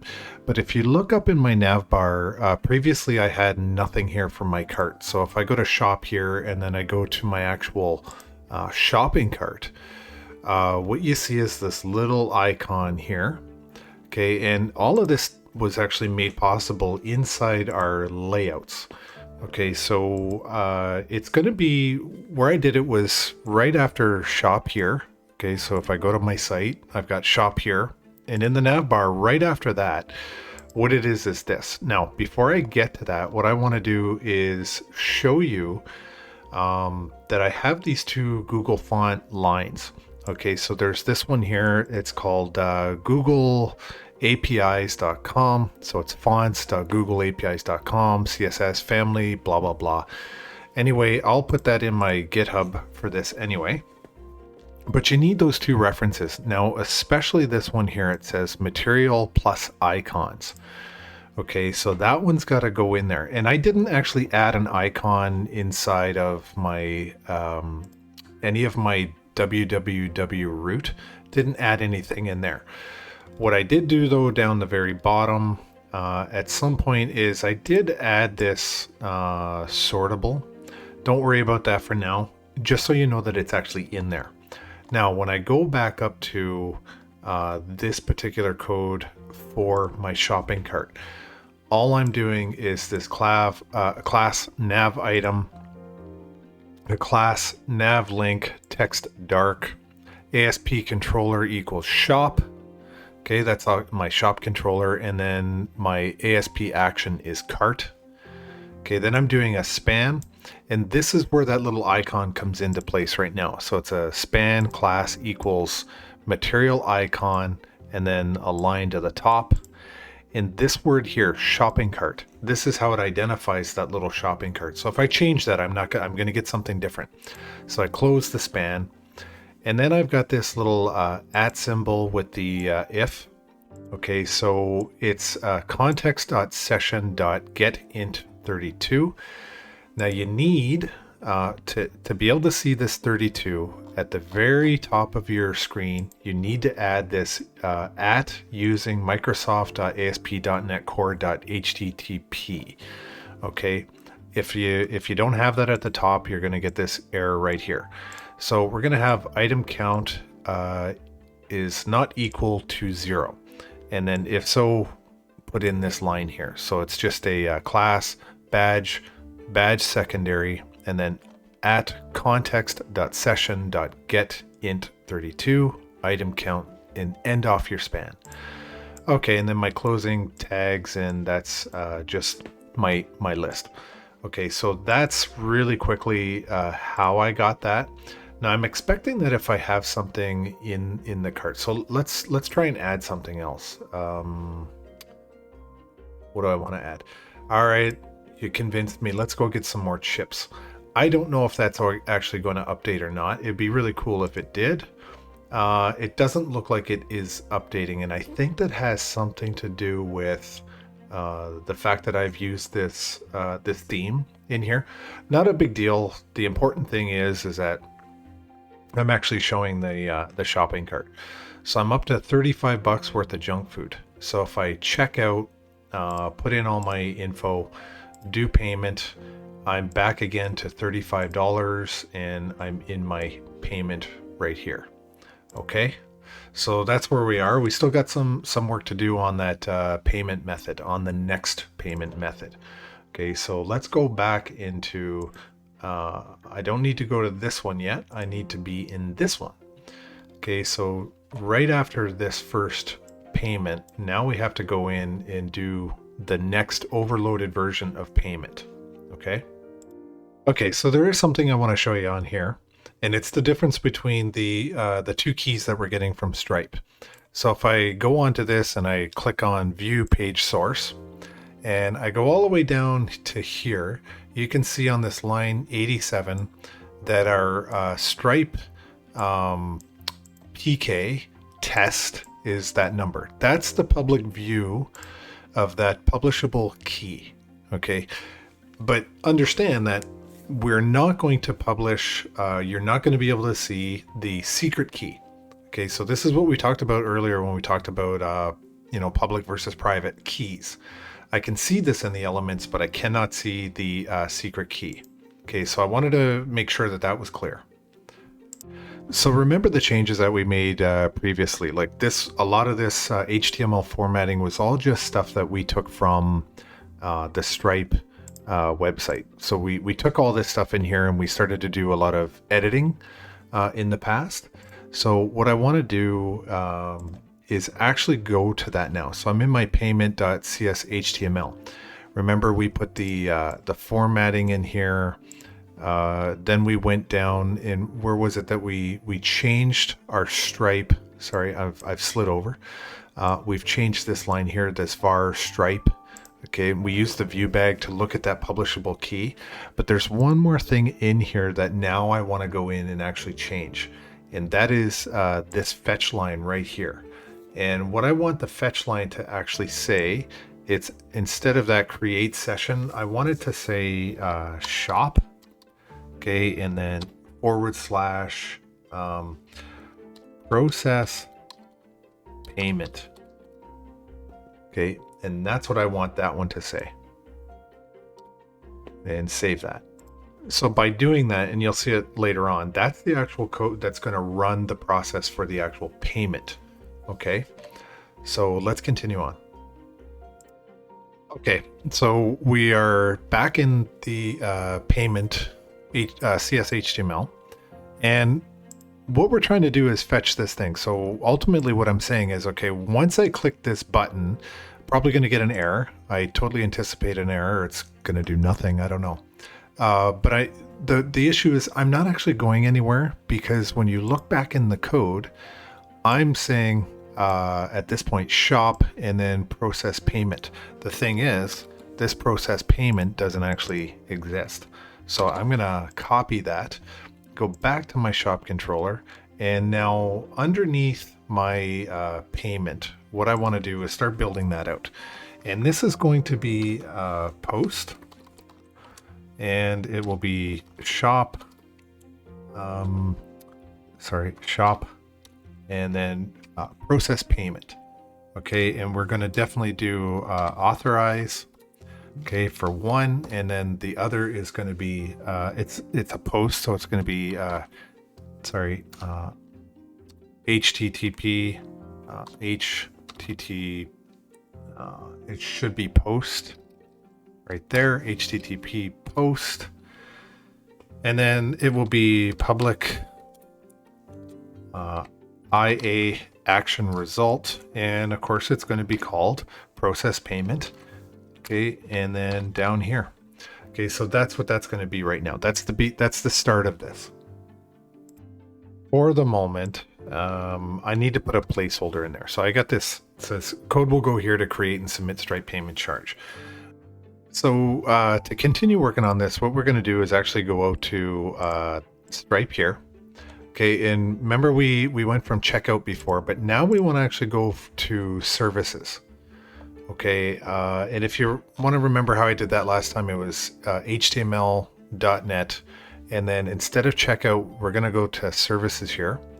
And we don't need all of this, because you can see like this is a checkout API controller. Okay, I don't need any of that previous stuff. What I need is actually from 56, so about line 56 to all the way down to say 84. Okay, right there where it's got the final JSON return statement. So I'm gonna actually Control C that, and I'm gonna go back in. Okay, and then I'm gonna paste that into here. Okay, so there's a lot of stuff, lots of red ugly things that we're gonna have to go in and do some editing on. Okay, so the way to get rid of all those ugly red lines is we've got this here, because we're calling Stripe, right? So we're going to do this one here. It's going to be using stripe.checkout. So click on that, and most of that stuff should go away. Okay, so good. A lot of it went away, but we still have to deal with this issue in a minute. So really quickly, if we go back to that that actual site, because we've got these two errors that are down here in domain. But if you go back up at the top, what they've done is just created some local variables to address the domain. And I'm looking for it in here. There it is. So you've got this domain right here, and they've hard-coded it as a local host. Okay, so we are going to get in there and sort that out. Just give me a second. So before I get to that domain stuff, though, I want to deal with this. Okay, so something you should know about Stripe is that it wants to deal with pennies. It wants to deal with cents. Okay, so whatever we're going to do with this, we're going to have to multiply it by 100. But before we do that, I actually need to go and figure out what order is. And so up top, where did I created this variable here called orders. So I'm actually going to go up and grab a copy of that from my payment. And I'm going to paste that in right about here. So just put this at the top, just so that I can go out and get what my order actually is. Okay. So what I'm going to do is actually this. I'm going to do an order.total times 100 cents. And I'm getting this error, and it has something to do with the actual type. So it says cannot implicitly convert type double to a long question mark.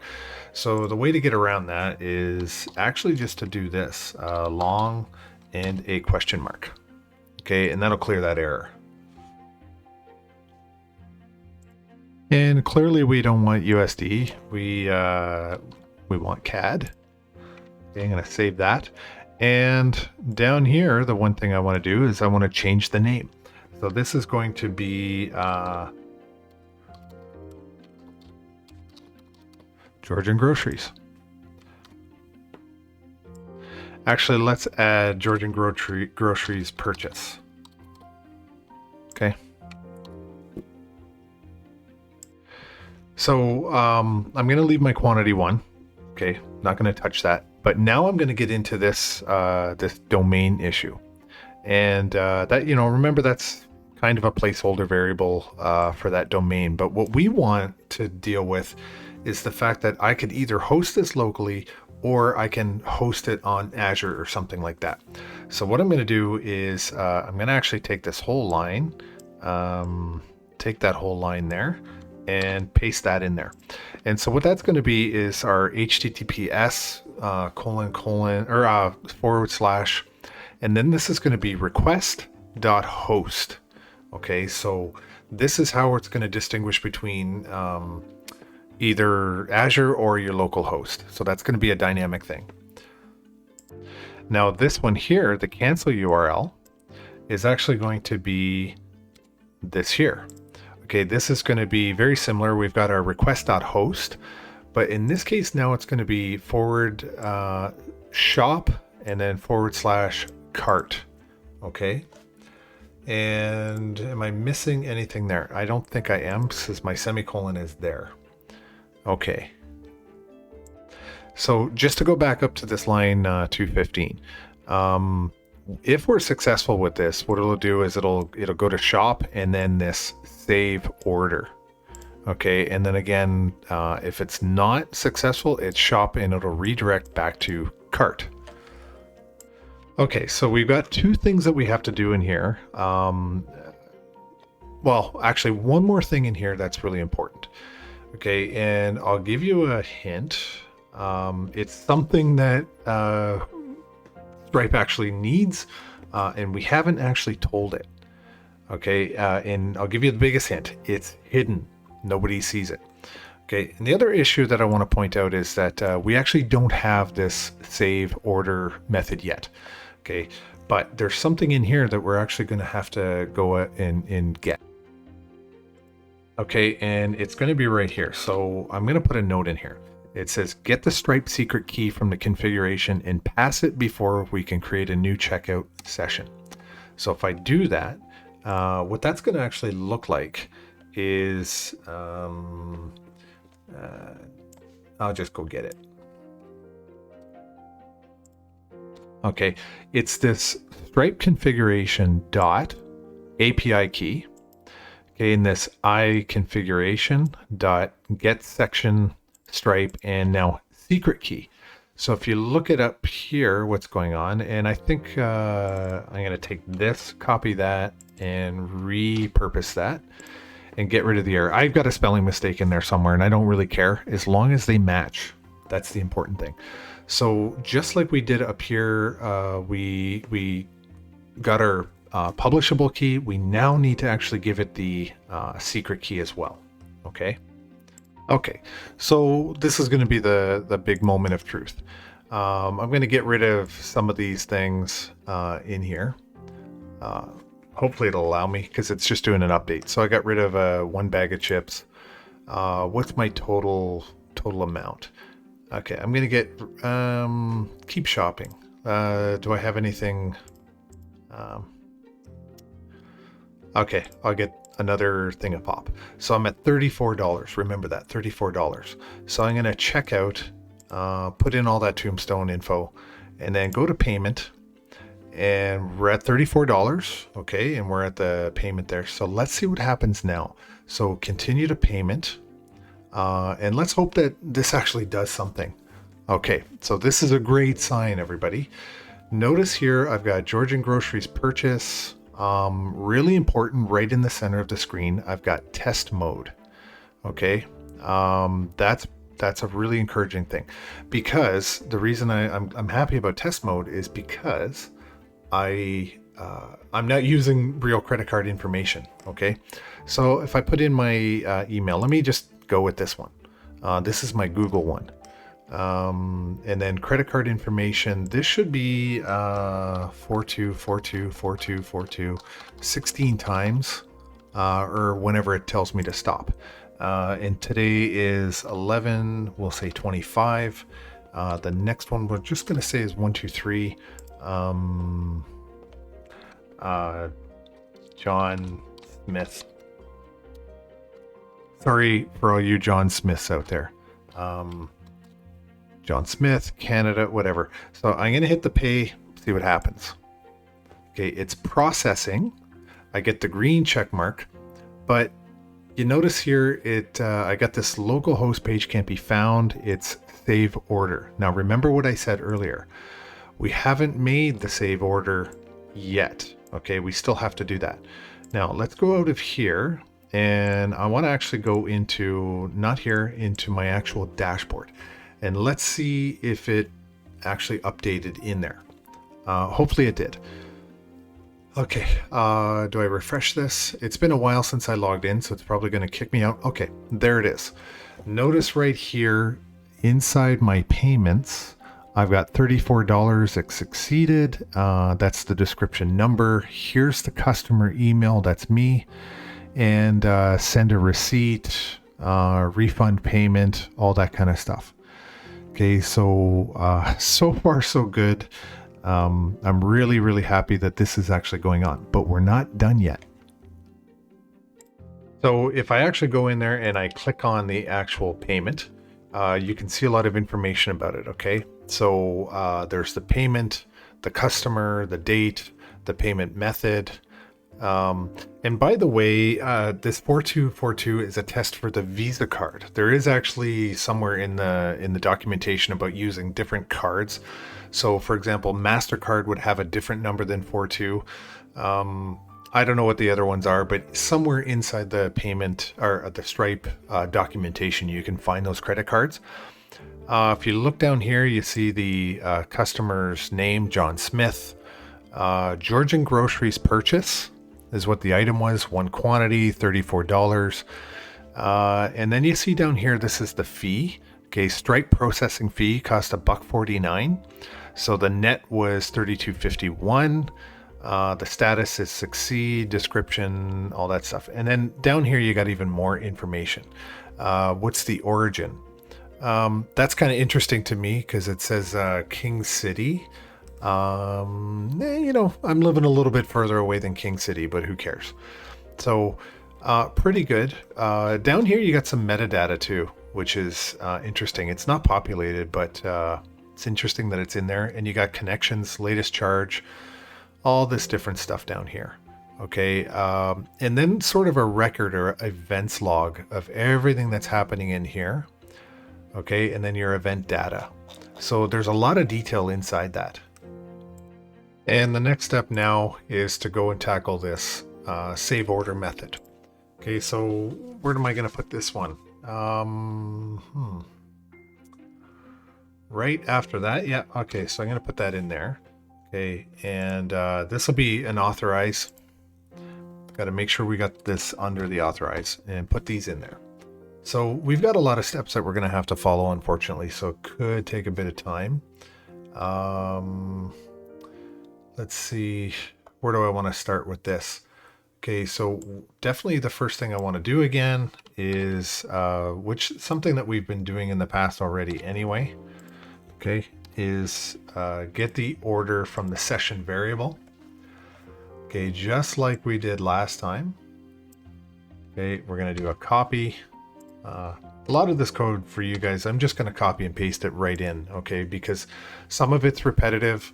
I'm going to give you the GitHub anyway, so you can just, in the interest of saving some time and maybe shortening this video a little bit, I've got to go get that order. Now, the other thing is I want to save a new order to the database. So if I do this, I'm going to save the new order to the database. And the way I do this is two things. So not only do I have to save it, but then or add it, then I have to actually save it. Okay, so what I'm going to do is just this. So context.orders.add order. Okay, and this is that order right there. And then I want to save those changes. Okay, and then the next thing I want to do is I'm going to end up creating a for each loop in a minute. But right now, I'll just give you the note. on what I want to do. And that's save the line items as new order detail records. Okay, let's move down here. Obviously, I'm getting this error because I don't have a return statement. Okay, so this one here is similar to stuff we've seen before in the past. So again, I'm going to paste that in there, and that's going to be cart items context.carts where. Now, where did we have that one before? It's in here somewhere.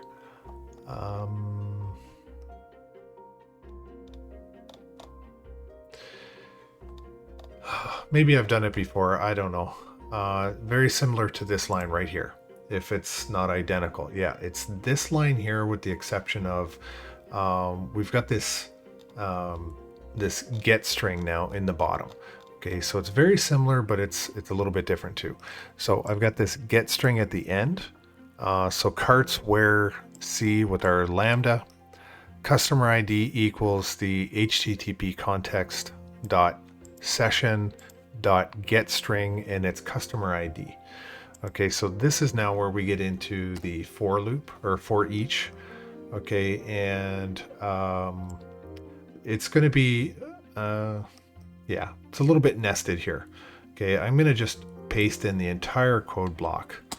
All right. And do I have any? Nah, I'm good. So I'm going to paste that all in there. And let's go through this. So I've got a for each. Shouldn't be cost. I think this should be price. Okay, and that ID. I'm a little concerned about that ID. What's with that ID? I think this ID should be order. Order ID. We'll have to see what happens. Okay, so really quickly what this is a for each. It's going to be var item in cart items. And then we've got our brackets. Now we got to create this order detail variable and then just assign it the new order detail that we've used before. Okay, so this is product ID. So item.product ID, quantity, item.quantity, price equals item.price, and then order ID equals order.order ID. Now keep in mind, we've got this order up here, which is that. And in this for each, we've been using item. But in this particular one, we actually have to use the order ID. Okay, and then the next line right after that is this here. We're going to do an add. We're going to do the add of order details. So basically all of these things are going to be added to this method and put into the context under the order details. Okay, now the one thing we're going to have to do now right after that is we're going to have to do a context dot save changes. Okay, and that's also a method call. Okay, because once we do all that stuff, then we have to get in and start changing it. Now, what about deleting from the user's cart? Okay, so let's say we've made the purchase. Once we've made the purchase, we actually have to delete the shopping cart. Can I do this in here? No, I can't. I can't see it yet. Maybe if I go back, it'll show me. I'm hoping that it's not gonna. Okay, let's go to our cart. Okay, this was the shopping cart. So we've gone through, we've checked out, we've purchased, we've done all that stuff, but now we actually have to clear it because if we don't clear it out of there, it's just going to persist. And every time the customer buys something new, they're going to end up getting charged over and over and over and over for the same products, which is great for the owner, not so good for your customer. And I think that's going to last all of about 30 seconds before your business gets shut down.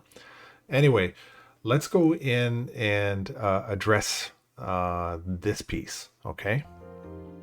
So here, right after my save changes, I'm going to delete the items from the user's cart. And again, that's going to just be another for each. We'll cycle through. And we're going to be doing a removal. Okay, so very much like what we did here where we're doing the new order detail. In this particular case, we've done the saves to the changes. Now we're going to go in and do a removal. Okay, oops, sorry, I didn't mean to do that. So what I'm going to do is go here, get this, and drop it in. Okay, so what's happening here? It's just another for each item in cart items. And in this case, it's going to be context.carts.remove. Okay, we're going to remove all the items that are in there. And then once they're removed, then we have to go ahead and save them one more time. It's basically an update on its own. Okay, and now the last two things that I really have to do is I've got to set that session counter. Okay, so right after that last save changes, let's do this. Okay, and we've kind of seen this a little bit before as well, but set the session item count variable, which shows in the nav bar back to 0. Okay, so what this little line is this little cart here. It's actually supposed to be counting, but for some reason it's you don't see the little number, and I think what's happening is my there's something inside my CSS that's interfering when actually seeing the count, or somewhere out there I haven't accounted for the JavaScript or something, whatever it is that's counting that thing. Okay, but just remember that came from Google, that icon, and that code actually came from another source as well. So if I go back to that, if it ever pops up for whatever reason, then as things get eliminated from the cart, then that's going to reset it back to 0. Okay, but for now it's a bit of a minor concern for us. Hopefully on yours it'll actually work. Okay, and then now I've got this final line of code for this method, and it's actually going to be like this. So redirect the order confirmation page, so orders details 1. Okay, and this one again should be order ID. Okay, so this is just to clear that error that we had up top. It's a redirect to action, and we want to redirect when we're done to details to orders. Okay, because we're just not going to leave it hanging out there once we've actually done a save of our order. Okay, we got to actually now redirect it once that task has been completed. Okay, I'm just curious to see what's going to happen. Right now I'm going to get rid of the pop, puts our payment down to $27. Okay, and I'm going to go to checkout, put in all my info, payment, $27 again, continue to payment. And you can see here $27 again, same email. These people are going to think I'm disgusting. Okay, I'm just going to keep going until I'm done. So 11, 25, and 1, 2, 3. John Smith, Canada, whatever. I'm going to just check my, change my postal code to see if that's what's driving that map. I'm just curious. So I'll click pay. It's going to process this. I get the green check mark. And for some reason, my save order is it's not firing right now. Let's go and confirm that we're actually having a payment. Here's the next one here. The payment got confirmed. Just curious about that map thing, to be honest with you. Yeah, so you can see here that the first postal code I gave was somewhere near King City, but now I'm up here. That's fine. Let's go in and see what's going on next. Okay, so all the Stripe stuff is good to go, but here's my issue right here. I've got this save order, right? But when I go back to my code, what am I doing? I'm saying my redirect is to this here. One of my problems is I actually don't have a orders controller.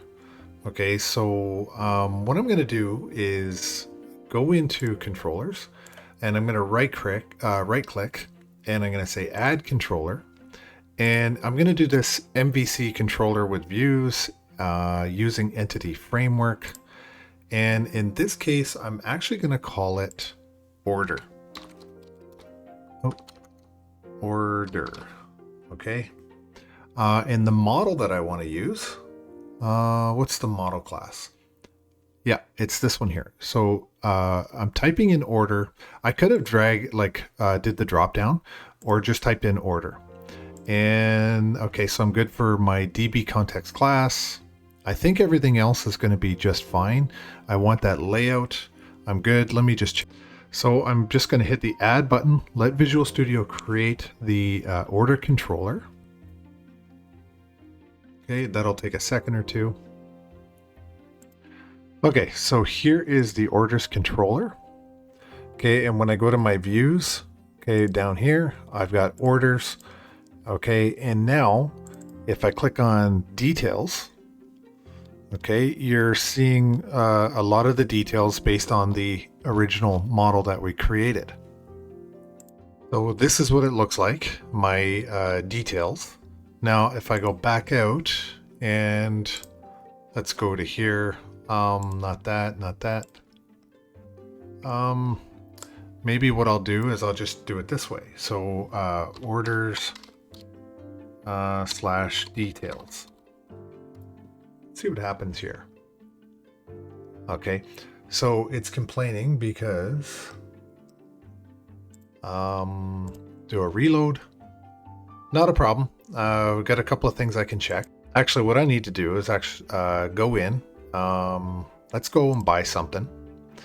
Do I have anything in there? I'm gonna pick some pop. I'm gonna buy some chips. Okay, add to cart. Keep shopping. Chips, add to cart. Okay, checkout. I'm at $11. Log in. Okay, ABC.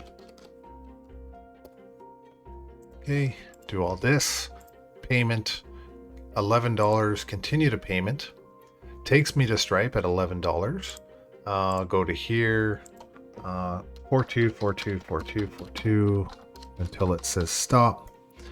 Okay, and that's going to be 1125. Tab 123. Joe. I don't know. Sure. Payment. Processing. And then let's see where it takes us right after this. So we get the check mark. Now it actually takes us. It did successfully call. It successfully called the save order. Okay. And then once it did the save order, it sent us over to order details. And it's calling my first product right there. Okay. So that's pretty good. What else do we want to do now? I think what I'd like to do is actually go back out to Stripe, go to payments, see what's happening there, see if this refreshes. Okay, so there it is. Here is my $11 purchase. You can see everything going on in here. Whatever this fake King City or Toronto, I don't know where that is. Okay, so all those purchases were in there. So let's see what else. Reviews, no disputes, no payouts, balances. Okay, so just a bunch of different stuff in there. I'll go back to payments. Okay, and I'm gonna select on this one. Let's do all. Okay, we've got all already done. Okay, so that piece is good for now. Okay, let's go back to the page now. Okay, so this was an $11 thing. So I want to go back to my cart now. Okay, and notice here that my cart is now empty. Okay, so let's go into our database and see what's going on here. So orders. Okay, this one here. All right, so here's the order that I had just created. Is that the one that I really wanted? Or was it order details? Sorry, order details, not this one here at all. So let me close all these ones out. So order details, select top 100, and you can see that I have 2 of them on the go. Okay, so there's $7 and $4. Our purchase was $11 total. Okay, so that actually looks pretty good for what we want. Now, when I actually go in and I check to see what's inside my orders tables, This is the actual order here. So it was an $11 total. And keep something in mind. It did this by my logged in email address. So I know when I did the Stripe gateway, I used my Gmail email for that one. But inside my database as a customer that's registered, I was in actually under customer at tutorial.ca. Okay, so we have to distinguish the two. For the payment credit card, I could input whatever I wanted. It's not tied to this, it's tied to the payment. But the actual processing of it inside my website is based on my user registered logged in account. Okay, so let me just close that down. And the important thing in here is the fact that now my shopping cart is empty. Once I've processed that payment, my cart is now empty, and I'm not going to continuously get billed for the same products over and over.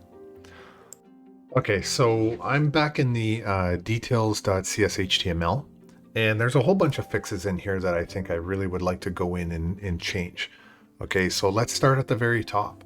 Okay, so we're going to change this to order details as our title. Okay, and we'll do the same thing in here, make them the same. Okay, so that's going to be order details. Okay, so that's the first change I want to make. Now this next one for order, I'm going to type in your order, and I'm going to go after the order number. So I'm going to do hashtag or number, whatever, and this one's going to be at model. Okay, and that's going to be order ID. Okay, that's the way I'm going to choose this to display that one as well. So what else do I want to have in here? So I've got that looks good. So display name for model, order date, sure. The next one is going to display. Okay, so you're seeing the difference between the TDs and the DDs. Okay, so that looks fine to me. I'll keep the order stuff. Customer ID. Do I want customer ID? Yeah, I think I'll keep customer ID. I think I will keep. I'll keep first name, and I'm gonna keep last name. What else? I'll keep, I guess, address, city, province. Postal code. Do I want postal code? Yeah, I'll keep postal code. Email. Yeah, I guess I'll keep the email. Total. Do I want to do anything with total? First thing I definitely want to do with my total is I actually want to change the DD tag. I want that total to be put in a currency format. Okay. So the first thing I'm going to do is I'll leave the label up above, but I'm going to change this right here. That's going to put it into a currency format. Okay, is there anything else maybe that I want to do? Yeah, probably. I think I'm going to do this for each because I want the product name, item quantity, and the cost to go in there as well. Okay, so where am I going to add that? I think what I'm going to do is I'm going to add this H4 right underneath this div right here. Is that where I want to do it? Sure. So I want an H4. And what am I going to put in there? So items. Okay, so for the details, I'm definitely going to want to see the items on this particular page. So I've got, okay, so we're going to do a table. Why don't I just do it this way? I'm going to put everything in, and then we can go over it in a little bit more detail. Okay. Copy that, and underneath this, okay, I'm going to add all that stuff to it. So let me just, let me put some space. Sorry, not there. Yeah. Now, do I want to do this edit stuff? Now, I don't want to be doing editing in here. Okay, and that shouldn't be cost. This should be price. Okay, so all I'm going to be doing in this particular one is I'm going to be putting in a table my items. So it's going to be my quantity and my price. And I'm going to, have the products. And then I'm going to go into this for each loop. And I want to display out the product name, the quantity, and then the price of them. Okay. So I think that's pretty good for everything that I'm going to want to do on that page to update it. So in order to do this, I'm actually going to have to go out and buy something. So we're going to have to go through the whole process again. So what I'll do is I'll just pause it, go through this, and then I'll show you the result. All right, I've pre-populated everything. I've got it all set up, ready to go. Basically what I purchased, I think, is a bottle of ketchup and a pair of socks, or a bag of socks, I don't know.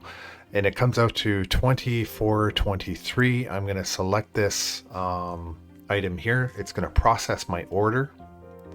I get the check mark, and now I'm getting an error. Okay, what's going on here with my order details? So I keep getting this particular error. And it has to do with this. It says object reference not set to an instance of object. And it's complaining about my line 89 here, order details. And so what I have to do is now go back and deal with my orders controller. It's strange because this actually does pop up in my IntelliSense. But when I go back to here, okay, this is where I have to go and do an update. So if I go down and I look for details, so I go to get orders details, and I'm going to go down to this line here where it says await context. So on line, what's this, 36. Okay, so what I will do is right after orders, I'm going to do a dot include. Okay, and we'll do a lambda here. So this is going to be lambda, and then it'll be O dot order details. Okay, and does it give me a complaint about a reference? No, I thought maybe it was going to complain about that include. So it looks like that's good. So now let's go back and see what happens if we refresh this. I'm probably going to have to go through the entire process again. But okay, now it's complaining about product name. So this is basically like doing a join, okay? And it's gonna go out and get that child data. So that's what I was looking for here. That's why I did this line here. It's basically a join. Okay, but now it's complaining about what I think my other thing was names or something like that. Okay, let's see what's going on in that one. Oh, sorry, that was over here. Was it complaining in here? First name, last name. So let me check what the error said. Okay, so in the details.cs HTML, let's open this up a little bit. Okay, product name. Okay, something just below that. Okay, so my challenge there is name, right? So it's the next thing in there that it didn't like. So let me go back to here, and let's do a little bit of an append here. So we're going to do dot, then include, okay, and this will be lambda, oops, and this will be O dot product, not product ID. Okay, and let's hope that that makes the problems go away and it just doesn't kick it down the road even further. Okay, let's see what happens now. Okay, good. Now, what you can see all the things that I have in here. That formatting is a little bit horrendous to me. What's really interesting, I've got my products in the table and the quantity and the price, and so I've got socks and I've got ketchup. That's exactly what I did purchase, and you'll see the the total is there, all the address. So all my details are in there. And you'll see, notice your order number 3. So this is the third time I've gone through this and created an order. So if I go into my database and I go to orders, and let's say I refresh this. Okay, now you're seeing order number 3. Okay, and the price of this is $24.23. Okay, so that is this particular line right there. This is these orders right here. And that's why it says number 3, because that synchronizes in my database as being order number 3. Okay, that looks so horrible. I think what I'm going to do is definitely take out the phone and email. Okay, so let's get rid of phone and email. Take those out. Can't take it anymore. The formatting looks so horrendous. And let's go back out, and hopefully I don't just wipe everything out of here, that it actually updates. Okay, so there it is. So to me that looks a lot better, and had I actually populated it with some more valid info, that would have been great. Let's go back to list. Okay, so what does this show us? This is a list of different orders. Okay, and remember, because we did some scaffolding, that's what got put in there. So what do we think about this one? Probably could go in there and do some changes as well. Okay, I just realized something. With this controller, we did not actually deal with our authorization. Okay, so an anonymous user could technically get in here and start looking at this stuff. I don't have to be logged in. Okay, so let's go ahead and get back into our orders controller and make sure that we create the proper authorizations. So right off the bat, I'm going to do this one, and this one's going to be authorize. Okay, so authorize should be in there as the first one, and obviously there's no reference to it. Authorization, and there it is on line 10. Okay, so that's the first thing I should have had. So the other issue is, what happens if one person's logged in with an account and they try to go in and see another person's account? Okay, we got to deal with that issue too. And so what I'm going to do is go down to, let's say, line 41, right after the then include that we just did. Go down again, and I'm going to give myself, I'm just going to copy and paste it in there. This is something that we've looked at before.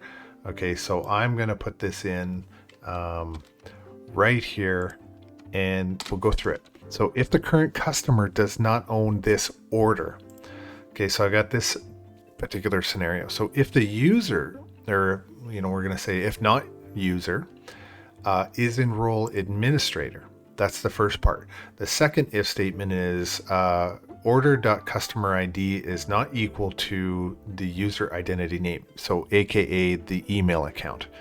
Okay, then we're going to put in this return not found.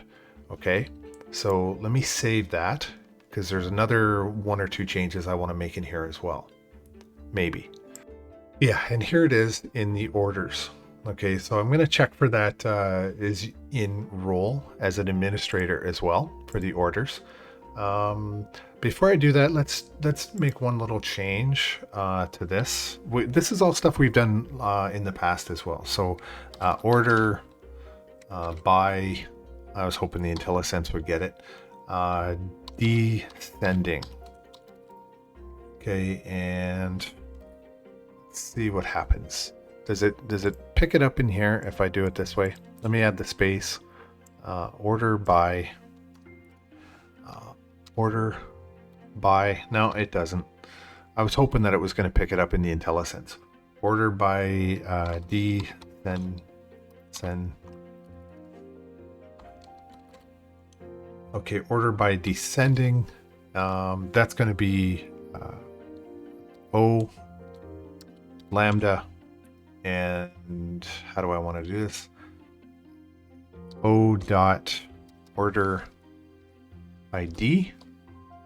Okay, and then this one's going to be a dot to list. So just like this. I want to put that in there to make sure that the order of this is descending. Now, to also confirm this, next thing I'm going to do is I'm going to wrap that around an actual if statement. So I'm going to say if If user dot is in role equal, or actually like this, a administrator. Okay, that's terrible the way I'm spelling that. What's my other controller? Because this is very similar to what we've already done in the this particular controller here. Just looking for the word administrator so that I spell it perfect.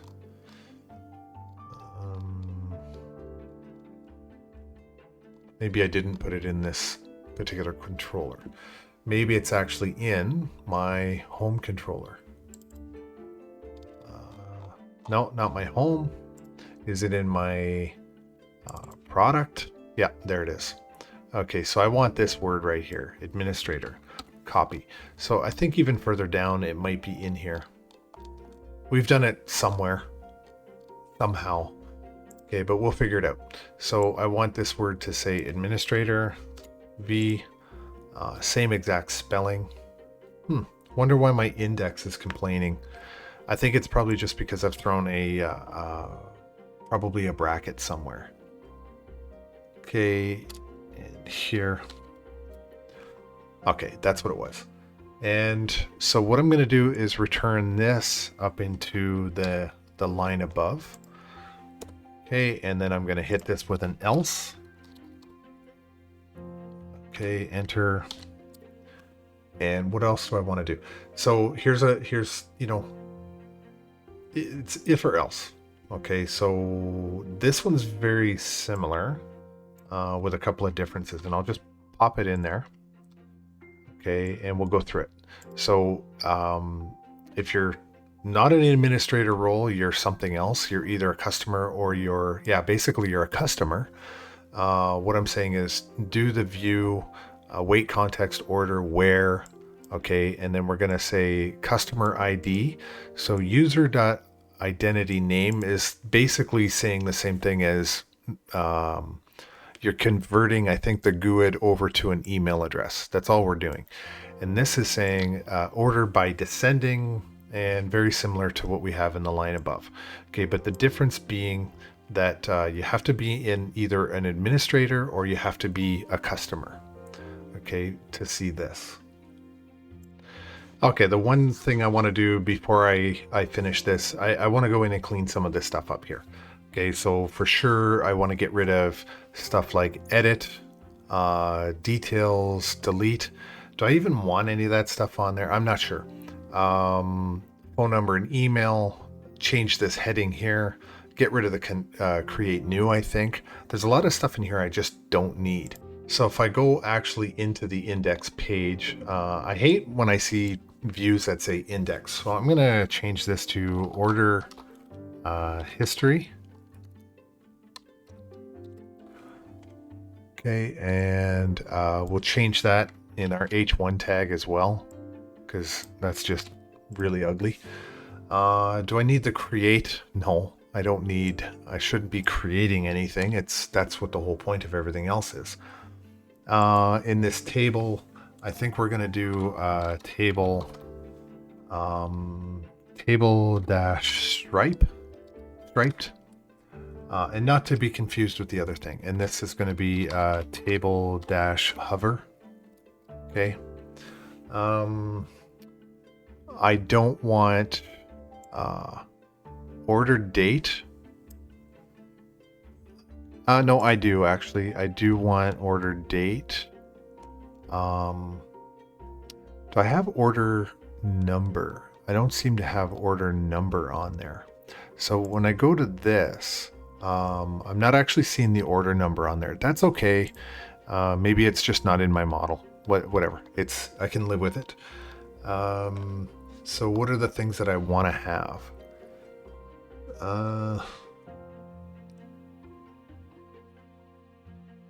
Let's see. I think what I'll put in here at the top is, let's do this. Order number. This one's going to be I got to be careful here and think about this for a sec. Okay, I'll do, I'm going to do this. Copy. I'll paste. And I'm going to call this one date. Not really sure what I'm going to do with all this stuff. Let's say with email. Okay, email. Sorry.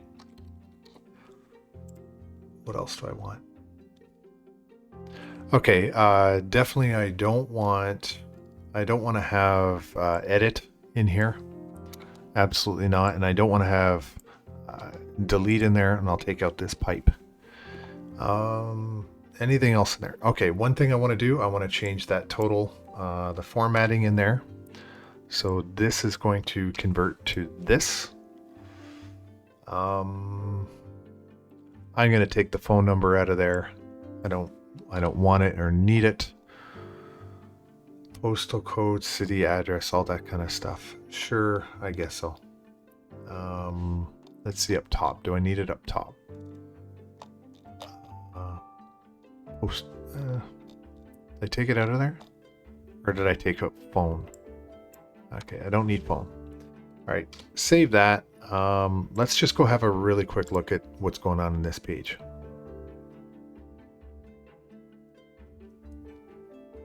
Okay, so a little bit better. I shouldn't have date under there. I can clean that up and then push it all out to GitHub anyway.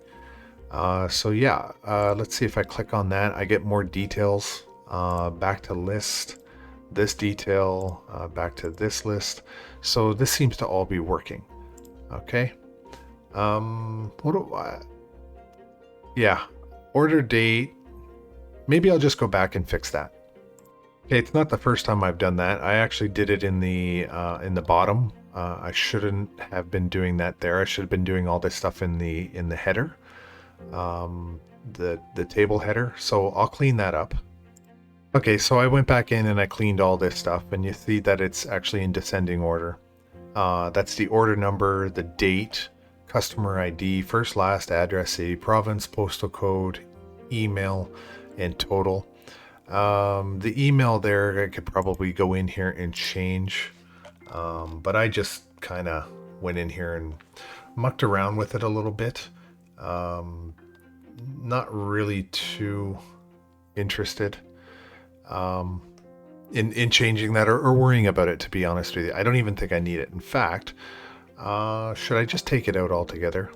I'm just going to take it out. I don't need it. Okay.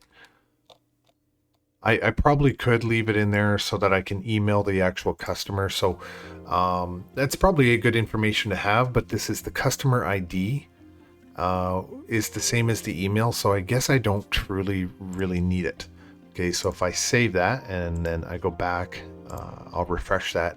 This should disappear. Yeah, it gives me a little more room on the screen anyway. That's interesting, GTA City.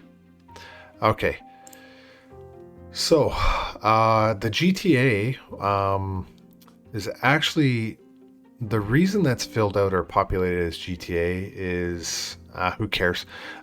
Maybe it's just in my presets. I think in the past, sort of like the cookies selected the GTA, and that's why it's being populated on there. Okay, I'm clearly really tired and getting a little punchy. So why don't I conclude this? End the video here. We did a lot. I hope this isn't one of my marathon sessions on video, but if it is, I'm sorry, but stuff we got to get through. Anyway, that's where we're at. We've got all the payment gateway stuff. I'm pretty happy with all that. You can see the latest ones all updated, different times. And then here, even in the database, I think if I do a refresh on this guy, it's going to show different results. Anyway, I'll shut all that stuff down. I'm going to shut my gateway down, everything down, and good luck. I hope everything works out for you doing this piece of the actual website. Okay, so I'll see you next week. And next week, I'm hoping to start getting into unit testing. This may, in fact, almost be the very end of the project, but we'll see what I want to do next week. Okay, thanks for watching. Have a good week.